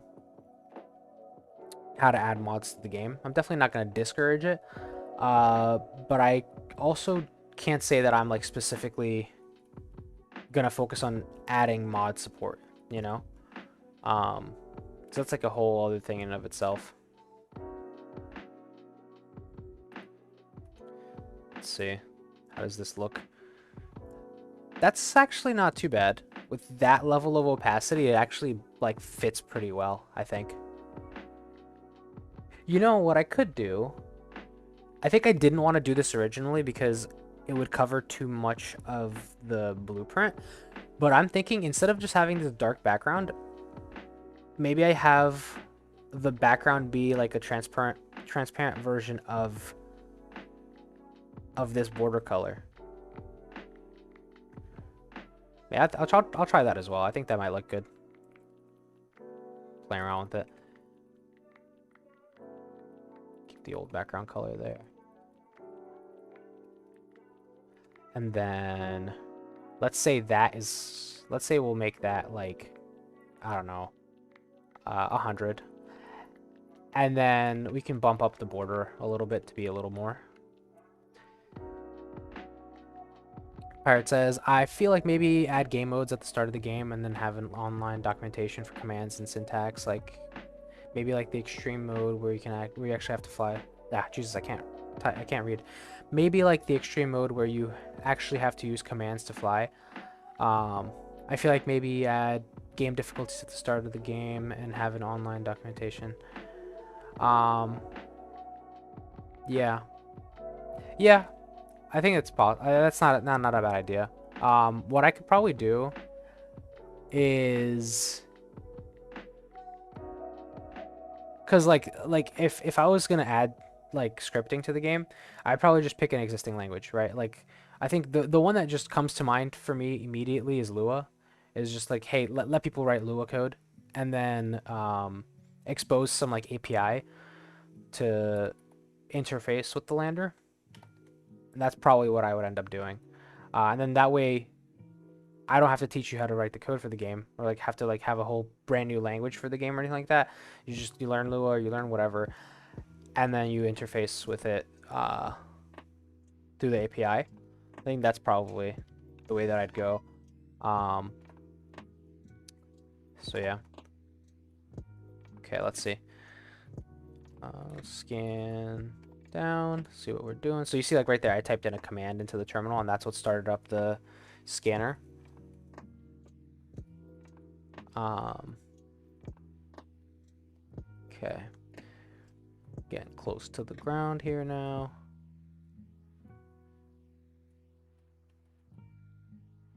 Now I can deploy my legs.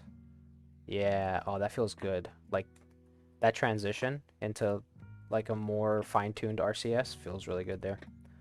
And the more I'm doing this, the more I'm liking it. Okay. Let's see. How does the blueprint look? Not bad.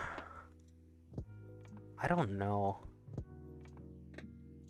I almost feel like it's too light or something. I don't know. Like this color, it doesn't look terrible, but it needs to be like, I want it to look like a socket, you know, like something needs to be slotted into here. And right now this doesn't look like that. I don't know.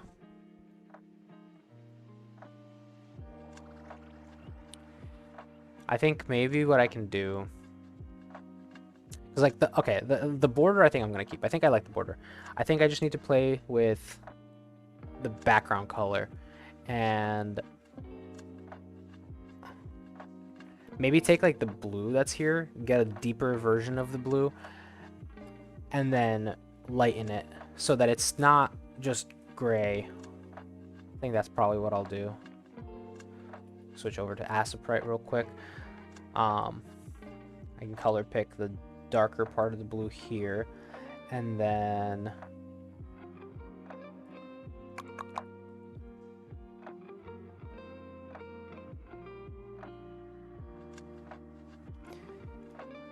shift it down into the right, maybe deeper in this direction, something like that. And then we would have, I just want to see, like, because I can play with it on here and see how that would look before I commit to it. Do like a square tool here or something. I want to fill that actually. Like a square there. Oh, actually, let me put the opacity down. I think what I wanted the opacity to be like 100 or something. Let's try that. Yeah, that looks pretty good. That looks like it belongs on the blueprint, and it just looks like a deeper inset. I don't know if that's the right word. Let me see. What if I set the opacity to 150 and see how that looks? Does that look better? Oh, that looks better. 150, I think. I think that's what we'll do. Okay. Let's try that. So wait, let me actually go back and grab the color for that. I think that was 219, 86, 65 for the background. Let's see. 219, 86, 65 with the 150 alpha. And then border color can stay the same for now. We'll see how that looks.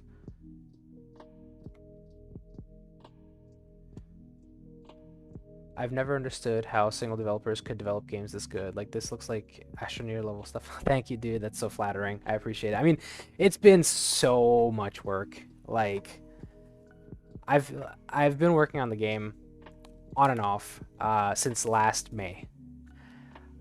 And that's when it started off like as the clone of Atari's Lunar Lander. And I'm trying to think of like how many hours I've put into this. Easily, I don't know, easily 600, like very easily 600 hours, probably more. Like early on, like the first 3 months, I was like working on it like crazy, like every single day, probably 6 hours a day, for like the first 3 months. And then I tapered off a little bit, got a little bit burnt out on it, and I needed to take some time to rejuvenate, I guess is the word for it. But now I'm kind of back on like a good steady flow. I work on it every day for at least like 2 hours, and this feels sustainable this way. Because I still work, you know. I still have like my regular job, and I'm a software engineer at work, and so I write a lot of code at work, and then I go and write code for the game. So don't want to overdo it, you know. Still need time to spend with the family and the cats, and spend time with myself, you know. Yeah, see, ooh, very bad gear deployment there, very bad. That felt appropriately punishing, to be honest. That's what should have happened. This is gonna look so funny every time this happens. The level of detail system, like you'll see like the lander transitions into a higher res texture. The landing legs don't, like when they're broken off, they don't have a higher resolution texture, so it just looks like shit. I need to do that at some point. Wait, did I? This is wrong. I copied over the color wrong. Let's see. What did I do? 219, 86, 65.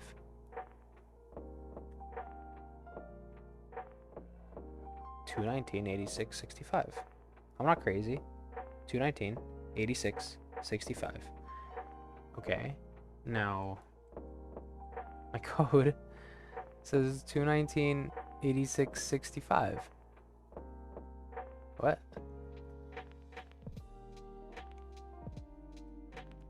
What?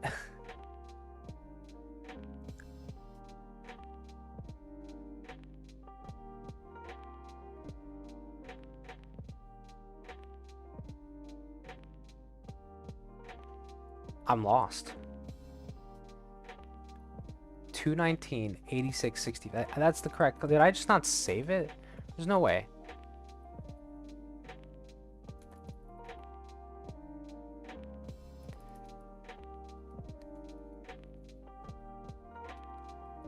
Okay, I'm just gonna try that again. I don't know if I didn't save it before I built or something. That's weird.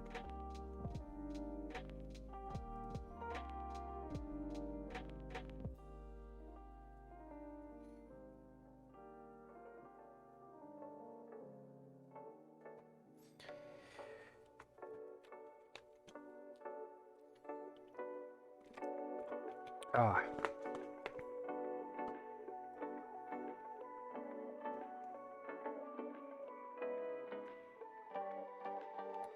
Okay, let's see.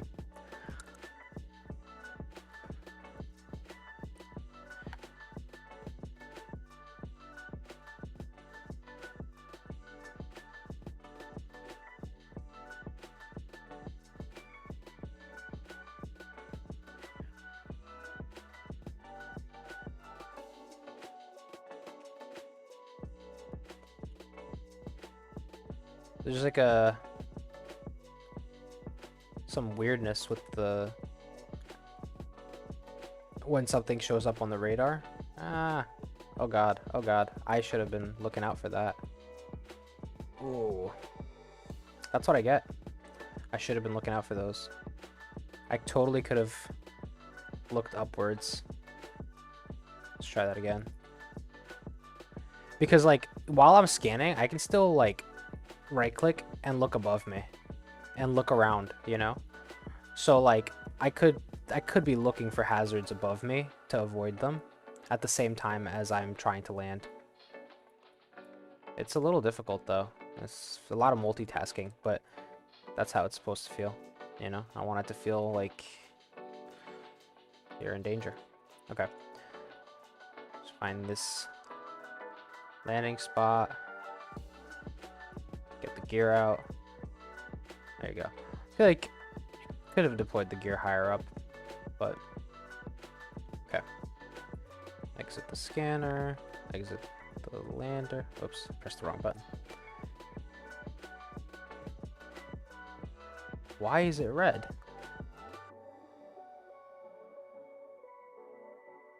Why is it? What? Why is it red? Okay, I think I have a sprite tint on here. Is it that? Is it because background sprite tint? That shouldn't matter though, because it's only if it's a socket. Otherwise, it's a null opt. I'm curious. I'm gonna comment this out because I swear that like I copied that color over correctly. There's no reason it should be red. And then the background sprite tint is like a grayish color though. No, it's like it's white. It's like a no, it's grayish. Yeah. I don't. What? I'm really confused, honestly. 219. And that is a lot of red though. That is. Oh my god! I copied over the HSV values. Look at this. I'm an idiot. I had this on HSV. I didn't even realize. That's why it's 219. Switch over to RGB. It's completely different. I should have like noticed that because like 219 is a lot of red and this is mostly a blue color. All right, so 2473 166 is what we want. 2473 166. 24. 73. 166. That's good, and then I can go back and uncomment this because that was obviously had nothing to do with it.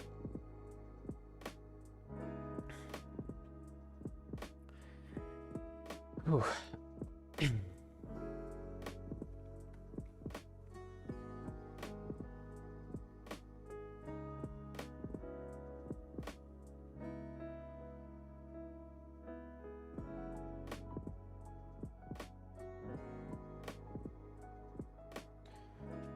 Okay.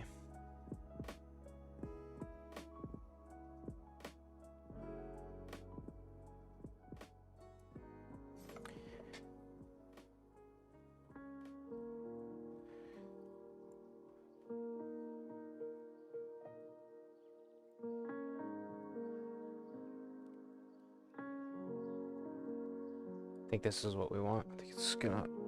I hope this looks good. Let's see.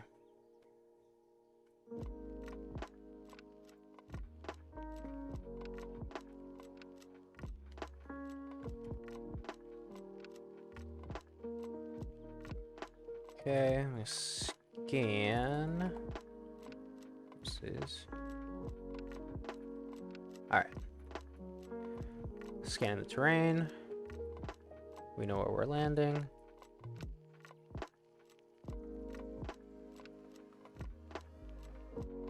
Getting low. Start putting in my landing gear. Do a little bit of adjustment to get closer. That's weird.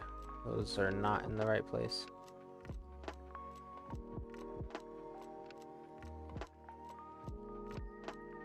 Okay. Touchdown and exit the scanner. Hop out the lander. Oh, yikes. Okay, whatever. That doesn't really matter. This looks decent. Looks pretty good this way. This nice deep blue color. And then you can still see what's behind it.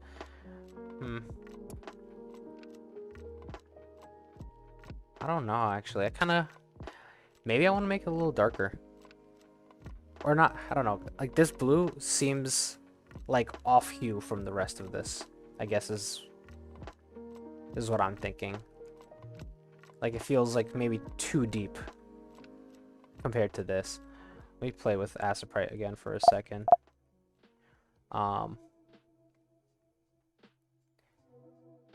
Because these are the blues that I'm using.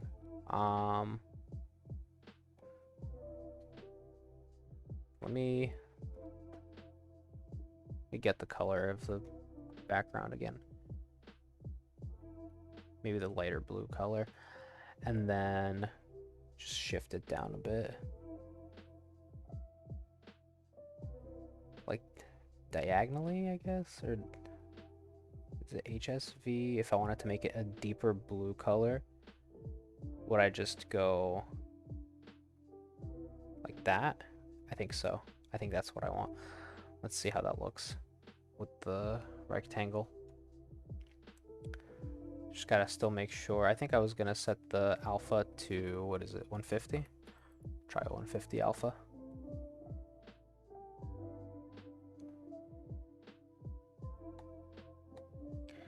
That looks okay. I feel like we can go darker though.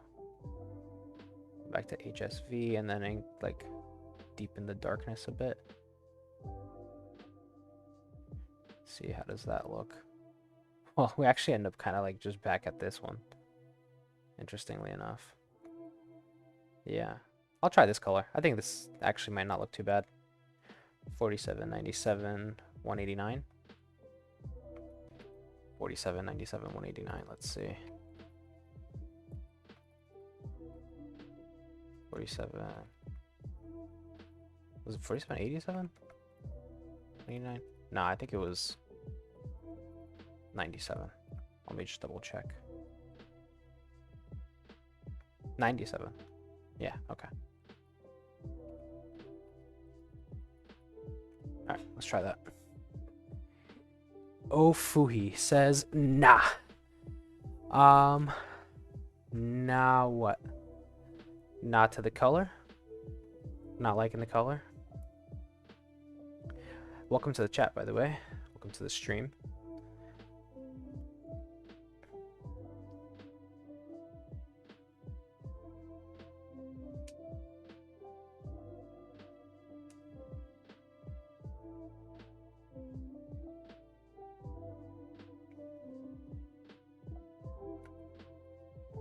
Okay. Let's see. All right.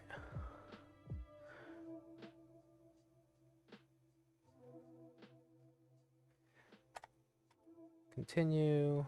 Get through that. Okay. We're gonna scan down. We're gonna pick our landing spot. Go over here. Nice controlled descent here. Coming in at 18 meters.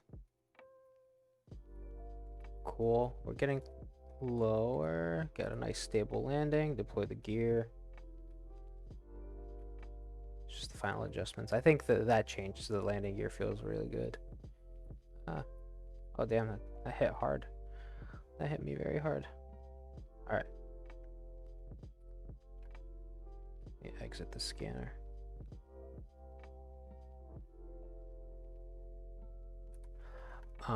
Let's see. Landing leg. Yeah, I think that looks decent. It's not too bad. I think I'll keep that for now. I think that I'm happy. This is the happiest that I've been with it. It doesn't look like it sticks out anymore. We'll keep that. H4T kid. Hat kid? I hope I'm pronouncing that right. Yo, I just saw a reel on this game. Looks cool. Okay, so do you have a wish list or Steam page? Welcome to the chat. I don't have a Steam page yet. Thank you, by the way. I'm glad you like it. I don't have a Steam page yet. It's under review by Valve right now, so it should be ready sometime like this. Hopefully tomorrow. I'm hoping tomorrow it'll be out. Or if not, then sometime early next week. I know they said something about like 3 business days. So, if it's not tomorrow, it'll be on like Monday or Tuesday. But I'll post on socials and I'll post like all over the place. Once I have that. Yeah, thank you for the support. I appreciate that. What was your favorite part? Like, what do you think looks the coolest? What stood out to you the most? Okay, watercolor. Let me see, what else do I want to change here? I keep noticing that the like positions of the scanned things don't look like they're in the right spot. Is that for all things? Like, is it when this appears on my screen, is that gonna, yeah, it's in the wrong spot. Station fragment. Airlock door is in the right spot though, so I was just the station fragment. Station fragment there looks correct. That one looks correct. Just randomly sometimes they'll go in the wrong spot. There's nothing in there.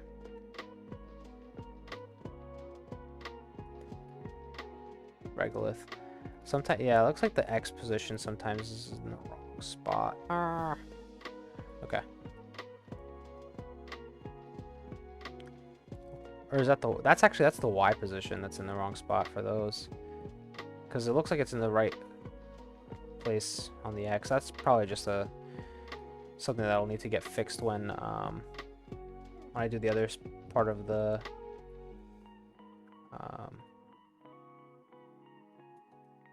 I don't know, those don't look like they're in the right spot now that I'm looking at it. Probably need to take a look at that and see what's going on there.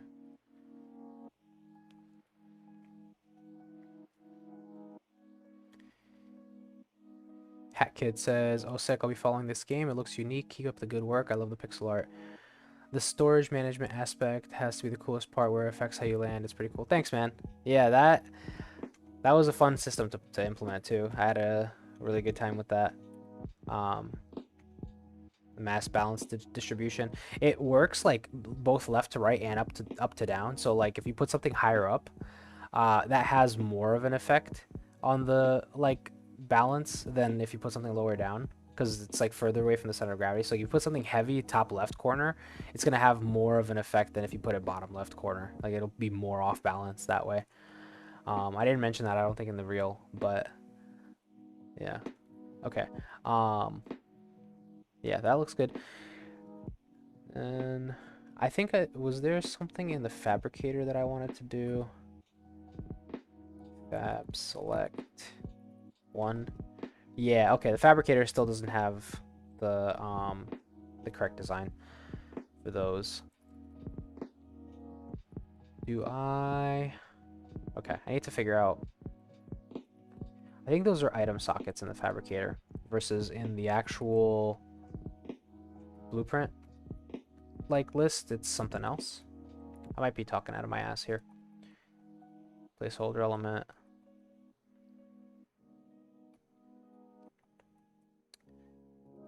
Hover enter element ID.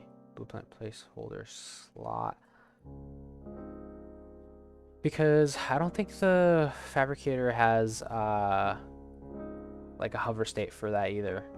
I think let me see the fabricator code. Fabricator UI. Yeah. Blueprint input container. Yeah. Okay. And then add child blueprints sprite name. Yeah, then we have the input sockets. So this is just using the item socket UI component. But it's blueprint placeholder slot UI, which is where we just were, I think. Yeah, that is where we just were.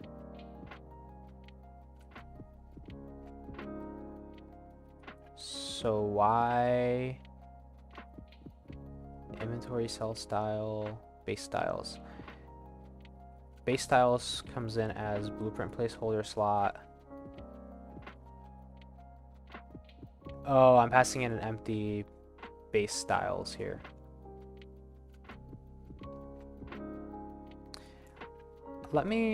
I'll pass in the same styles blueprint placeholder slot. Let's see how that looks. I'm gonna head out now. Best of luck. It's a cool game. Thanks, man. I appreciate that. Have a good night, or have a good day, wherever you are. Appreciate you stopping by on the stream, chatting for a bit.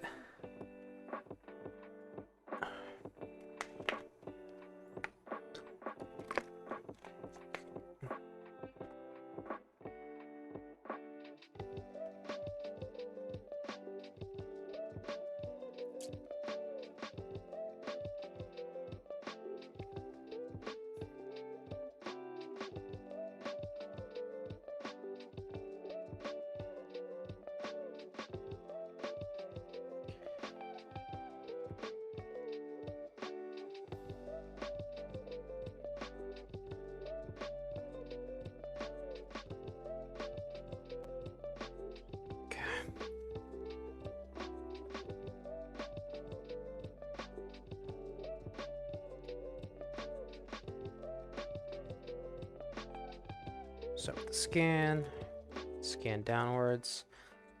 I feel like I have to like relearn how to fly in the game after I made those changes to the RCS. Especially like as the craft gets lighter, you start turning so easily. It's pretty cool.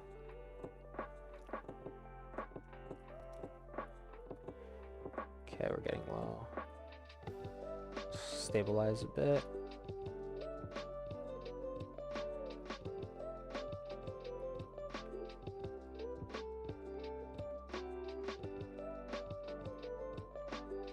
Oh, that's gonna kill me. That was terrible luck. Okay, we'll try that again. Try that one more time.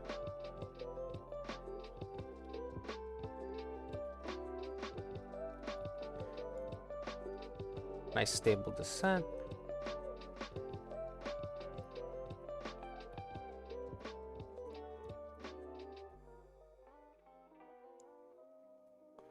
Why does it happen sometimes where it just goes way off? I'm gonna take a look at that next. It's bothering me.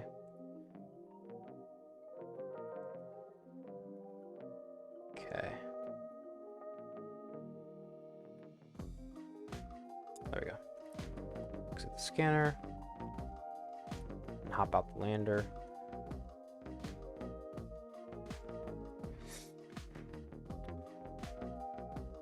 Take a look at the fabricator. And yeah, that looks nice. I like that. Yeah, let me actually, I'm gonna go grab, I think there was a piece of debris that fell. I'm gonna go grab something, try to put something into the fabricator, see how it looks. Should be over here somewhere. Let me see, is it over this way? Yeah, there it is.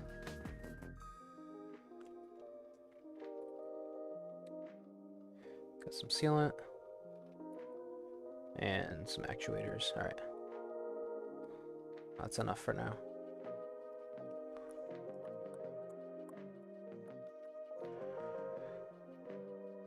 Yeah, I'm really wondering what's up with that, with the scanner, like warning indicator for the debris.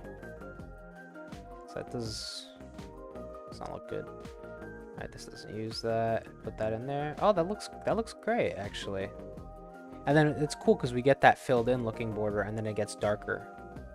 Yeah, I actually like that. That looks pretty good. Yeah. I think what I also need to do is have like a filled in state, maybe. Maybe. I don't know. I'll see.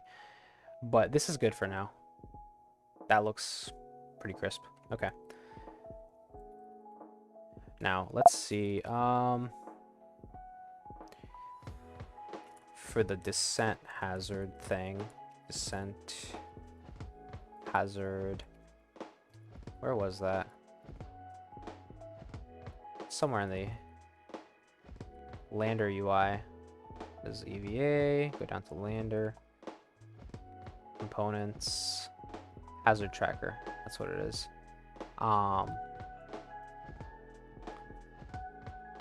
Hazard tracker container. Warning container. Tracked hazard outline. This is what happens when we track a hazard. And then we try to find a entity UI model for it. For that, we add a UI model. I wonder, okay, no, it passes in the hazard entity ID. Oh, but then if there's no existing entity UI model, then it returns 0, which that should be fine. Okay.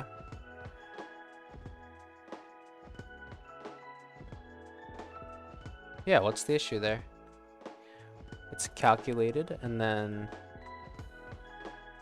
because if it was 0, it would be like in the bottom left corner of the entire UI, which it's not. So it's, is that the case? Return the entire UI. Actually, what am I? Hazard tracker container.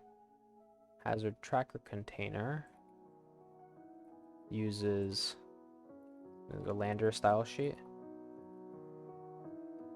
Hazard tracker container. Yeah, that just goes straight onto mount point, straight into the root of the UI. Takes up 100% of the width and height, so that makes sense.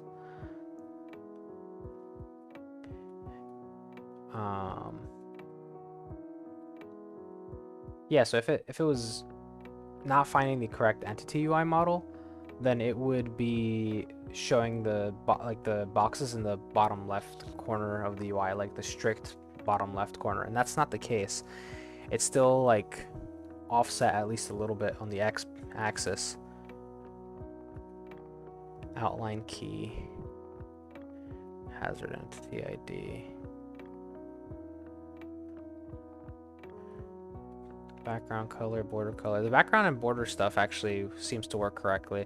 That's what also makes me think it's finding the entity UI model correctly, because it's correctly figuring out when it's below the lander and then switching from like the red to the yellow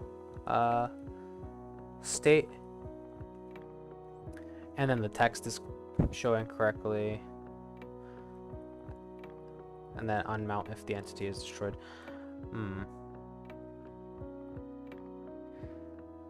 Yeah, this seems correct to me.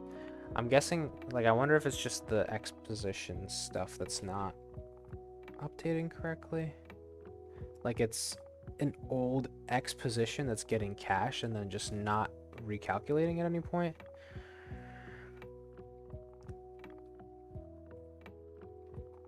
Because entity UI model position X, this should be getting updated every frame.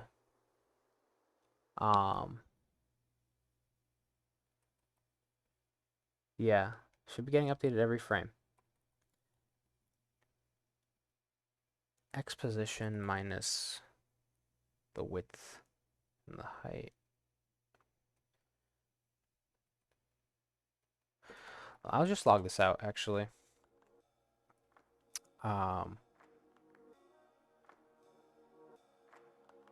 Yeah. Log manager log. Singularity. Log level. Let's do info. Log category UI. That's what we want. And then X position for tracked hazard.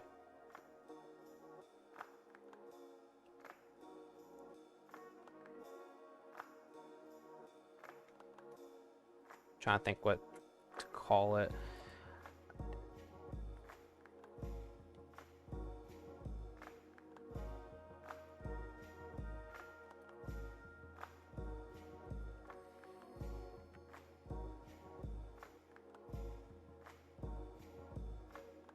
Categories, actually, that's what that's called. Okay. Yeah.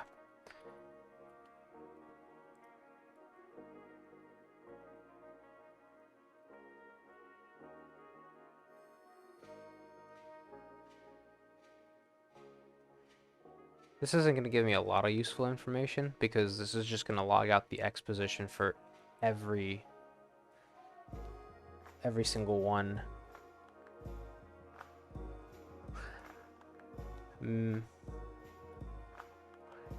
Maybe I want to change this a little bit. Maybe I want to... Do I display text in here? Yeah. So, Lander UI model. I displayed how far it is. Maybe as part of the...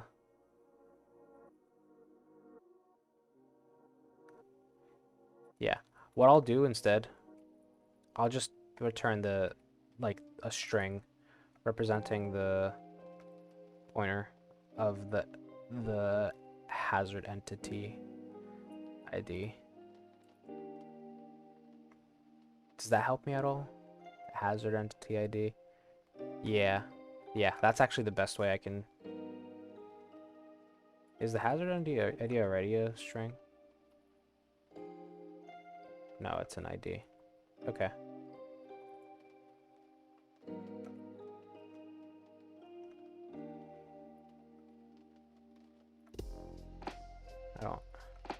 don't need these. It's always going to return that. Okay. And then when I log out here, I can just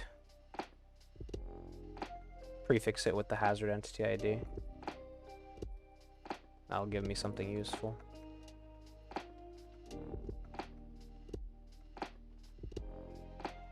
And I can find one that looks wrong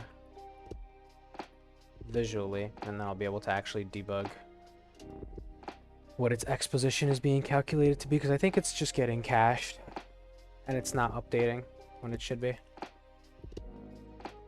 The problem is it's going to be both X and Y that are going to have that problem. But I'm surprised that X has that problem, because the X positions of things have already been moved over to the reactive UI stuff, which should be recalculating correctly.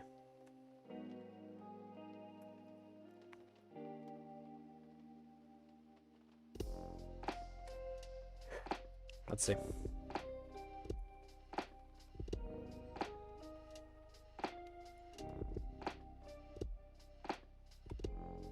Okay. Scan up.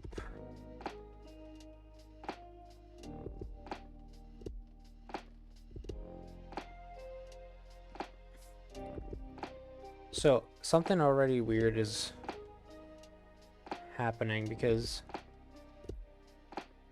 I don't see... I'm looking at the logs and I don't see my logs at all.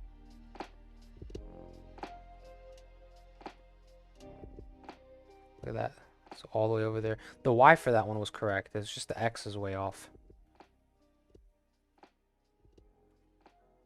It's like the X position is not recalculating at all. Why does it work sometimes and not other times?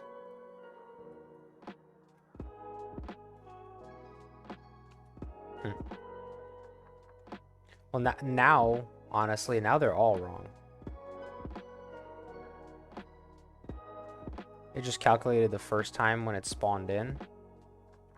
No, not even, because...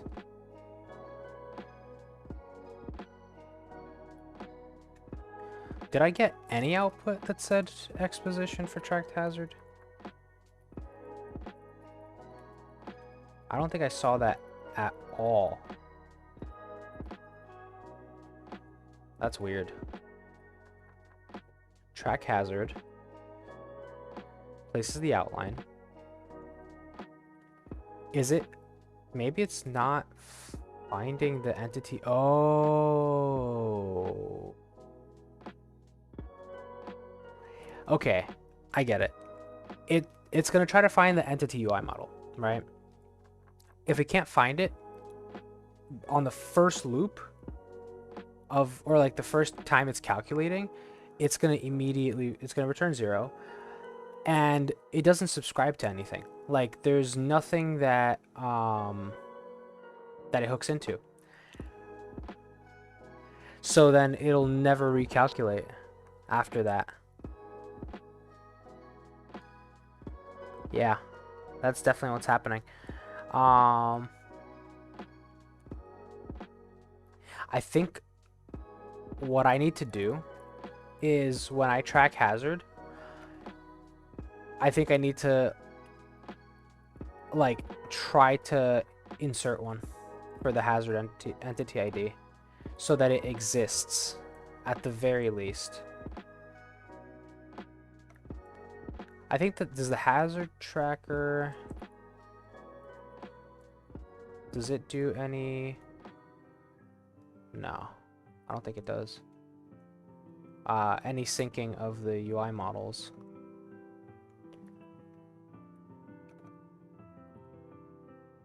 Let me see. Boom, boom. Lander UI behavior. Yeah. Yeah. Okay. Okay, that's actually not a big deal. What I can do is entity UI model sync from, just so that it's populated for the first time. Thing is, I think I need the actual the sync from taking the entity. Yeah, it takes in a pointer to the entity. So I need to actually get the entity. Let me see. Hazard entity.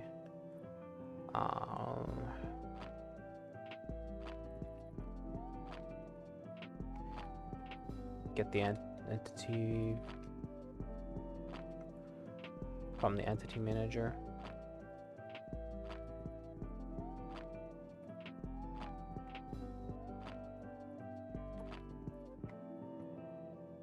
Get entity, and then I can just pass in the hazard entity ID. Cool. And I'll do, because get doesn't, I think I need a get or create here. Let me see.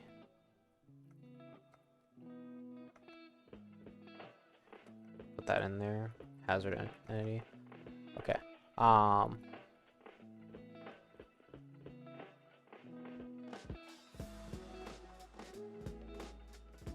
Where else are we doing that sync? Lander? Really? Oh, okay, no, this is where I am right now. My bad. Sync UI models on the Lander UI behavior. It just gets the UI model. Is it calling? Yeah, get or create there. I'll do a get or create then. Here, get or create. Boom. Yeah. Honestly, I could have done a get or create in here, because then that would like prevent me from having to. Nah, I don't want to do a get or create every time. I'm just gonna do a single get or create up here, and then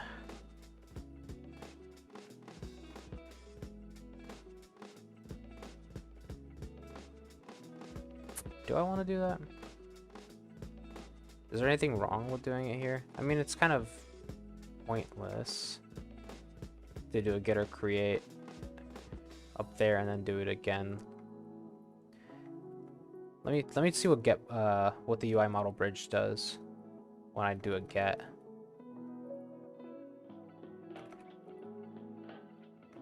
UI model bridge get. It's gonna just go ahead and take that. And then what about the get or create?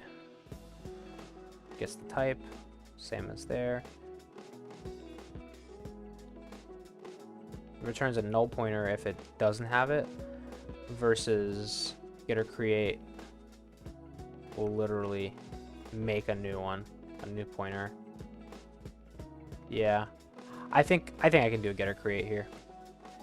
Instead of adding all this code up here just to create it, it actually is not that expensive to just put a get or create here. So I think I'll prefer to do that instead. And I don't think I need this log anymore. I'm pretty sure this is what the issue was.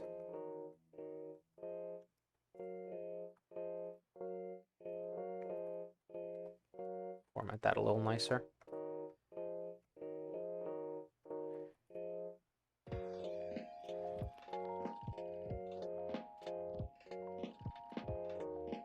Okay. Hazard entity. Does the width rely on? The width relies on that. And this seems like.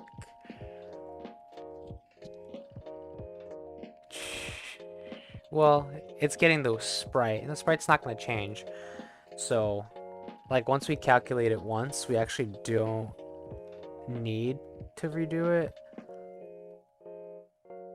So I think that's fine. I don't think it needs to subscribe to anything there. Yeah. Get or create for the entity UI model. Same thing here.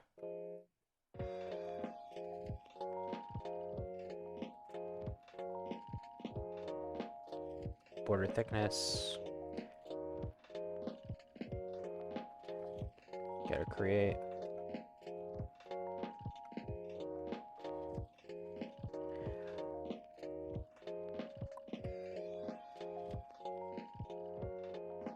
A lot of these. A lot of getter creates that I need to add.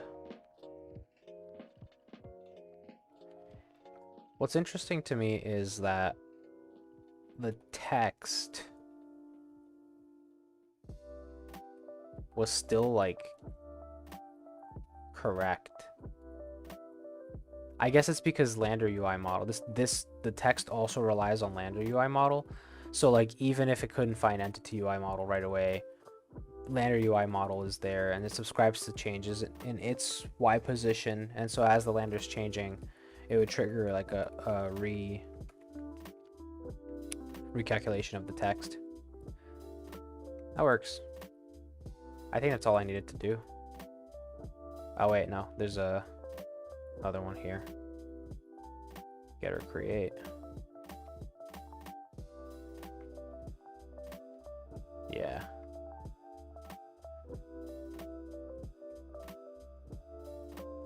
And some more over here.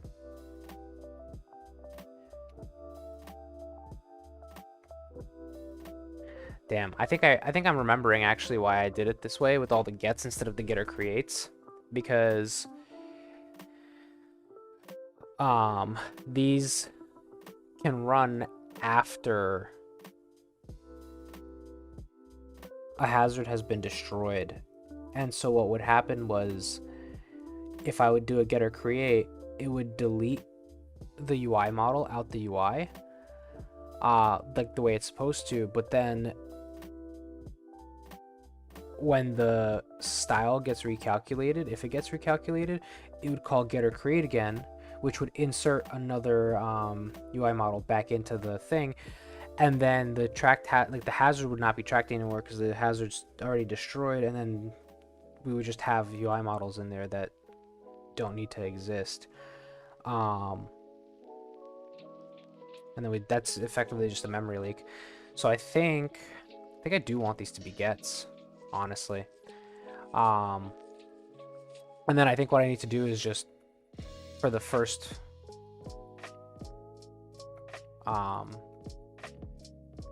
like before I set this up, before I set up the element, I just call a single getter create ahead of it so that it's there for the first pass of the UI calculation. Yeah.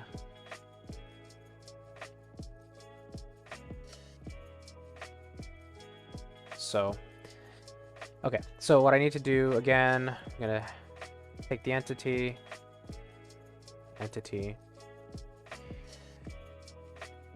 get the hazard entity from the entity manager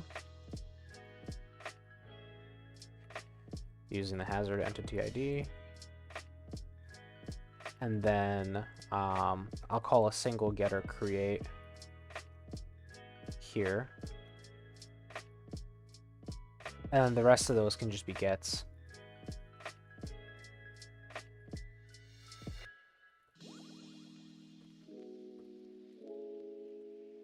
Getter create generic entity model. And so if that doesn't exist, it'll create it, and then what I don't want, I mean, this will shadow it, so that should be fine. But I'm just gonna rename it so that I don't accidentally capture this when I don't need to. Hazard UI model. Yeah. Okay. Cool. So that'll just create. Do I need a getter create? Okay, do I have just a create here? There's a getter create. There's a get instance. I don't have just a create. Fine. Getter create will work. Okay, let's try rebuilding that.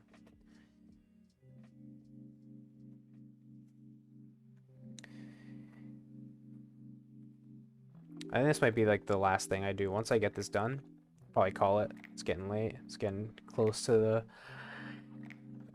end time for the stream, the scheduled stream. But I'll stick around for questions if anybody has any questions. I'm happy to answer. Otherwise, I'll just pop off after I test this.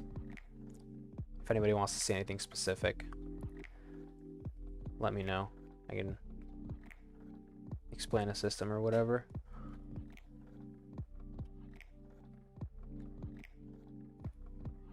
Okay.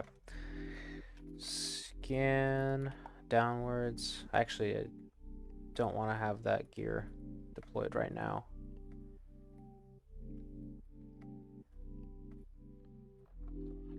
Oh, well, actually, that's not even what I wanted to do. I want to scan upwards so I can... Yeah, look at that. That looks better already. I fixed it. So that looks correct. The only thing I'm seeing is it looks like they kind of teleport after they crash. Like, the outline looks like it teleports. Like, look, let's see. This blows up and then it goes down there. That one killed me. That hurt.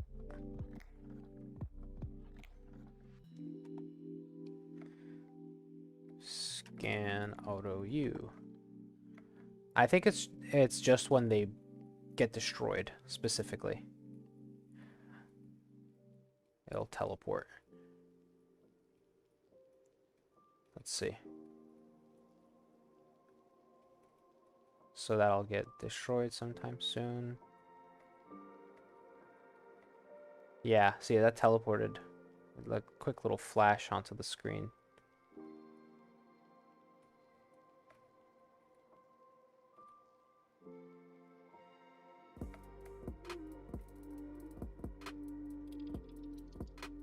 That's gonna, yeah, it teleports up. That's actually that's Y position. That actually, it's because the Y stuff hasn't been handled yet. What I could do though, I did add a new property called visibility. So what I could do is use that and toggle the visibility if there's no entity UI model. See if that actually helps at all. We'll grab the UI model, and if we don't have one, if not entity UI, whoops,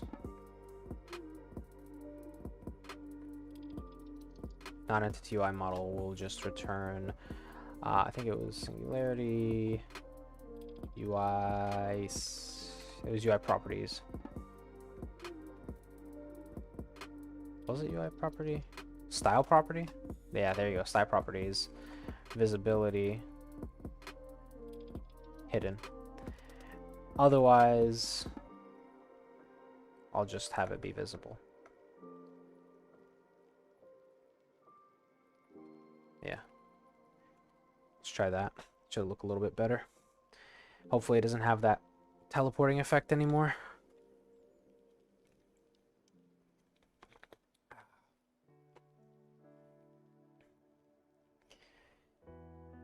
Because basically what's happening is I have a feeling that it might get fixed when I update the Y axis and the height stuff to use the new reactive UI thing.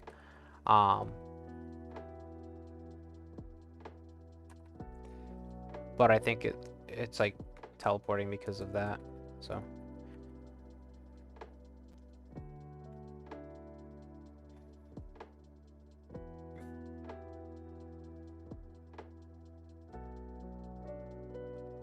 okay, let's see.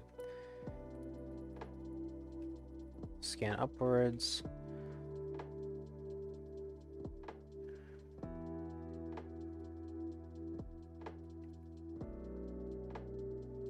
Comms module is falling. Hopefully we don't get any teleports. Oh no, it did it. It teleported. Yeah, little flashes. Those are so annoying.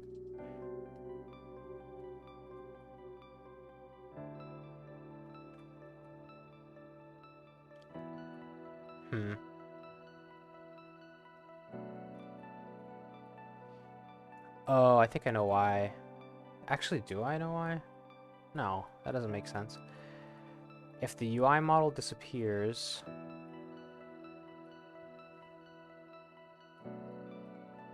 If the UI model disappears, does that even actually...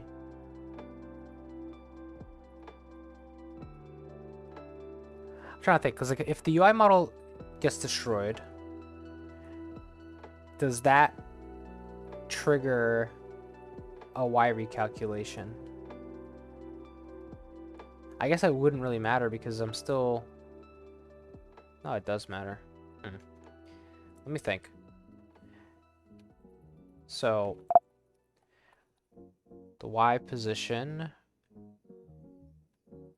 Because the X position looks fine. Like, the X looks correct, but the Y is what's jumping. And now... It's recalculating the Y position every single time on every single frame. And so I might not find it. Yeah, I mean, if it doesn't find the Y position, or if it doesn't find the entity UI model because it doesn't exist, it'll return 0. But 0 is not going to move it to the middle of the screen. Let me, out of curiosity, negative 10,000 if it's not there. See if that fixes the issue.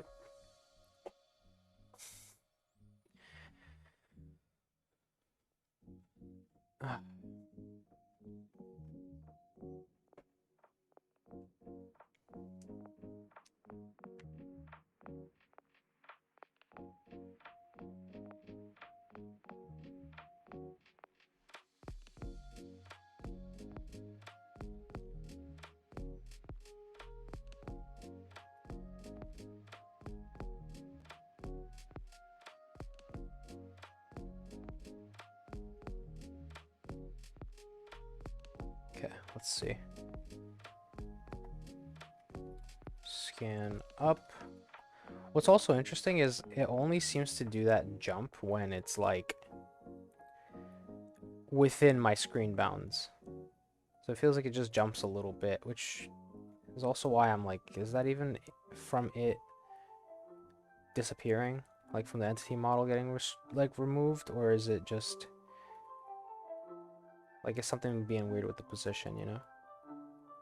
Let's see. Oh. Well, look at that. I mean, once the UI model disappears, and once it crashes, it's actually now getting removed. From the screen, at least. I want to see another one of these crash just to double check it.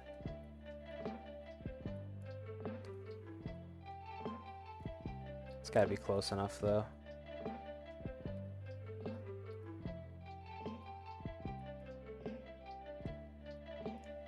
It seems to work better now. I think I have to try again just to see, just to make sure. But then that makes me think that it will get resolved once I switch over to the reactive flow.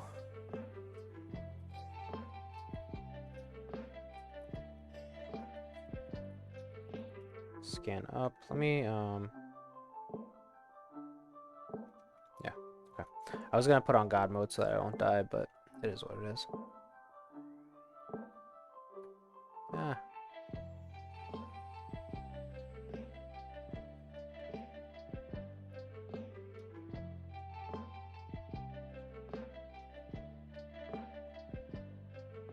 Okay, that looked good. It just instantly disappeared. Like it should. Let's see. Yeah, I mean, it looks decent. Looks decent. So I think I do need that negative 10,000 here for now. Just until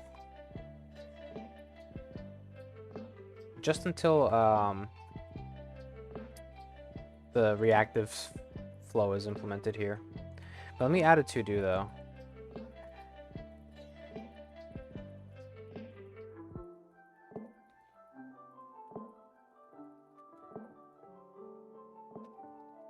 after we fully implement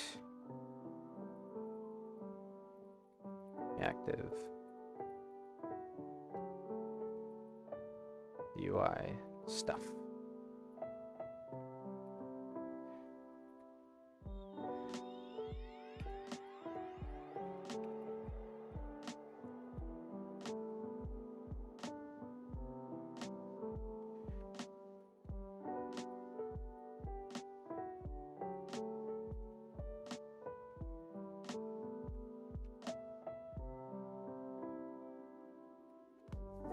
The hazard was destroyed while on screen. Yeah, I think that's good. I think that makes sense. Cool. Okay, well, I'm gonna call it here, guys.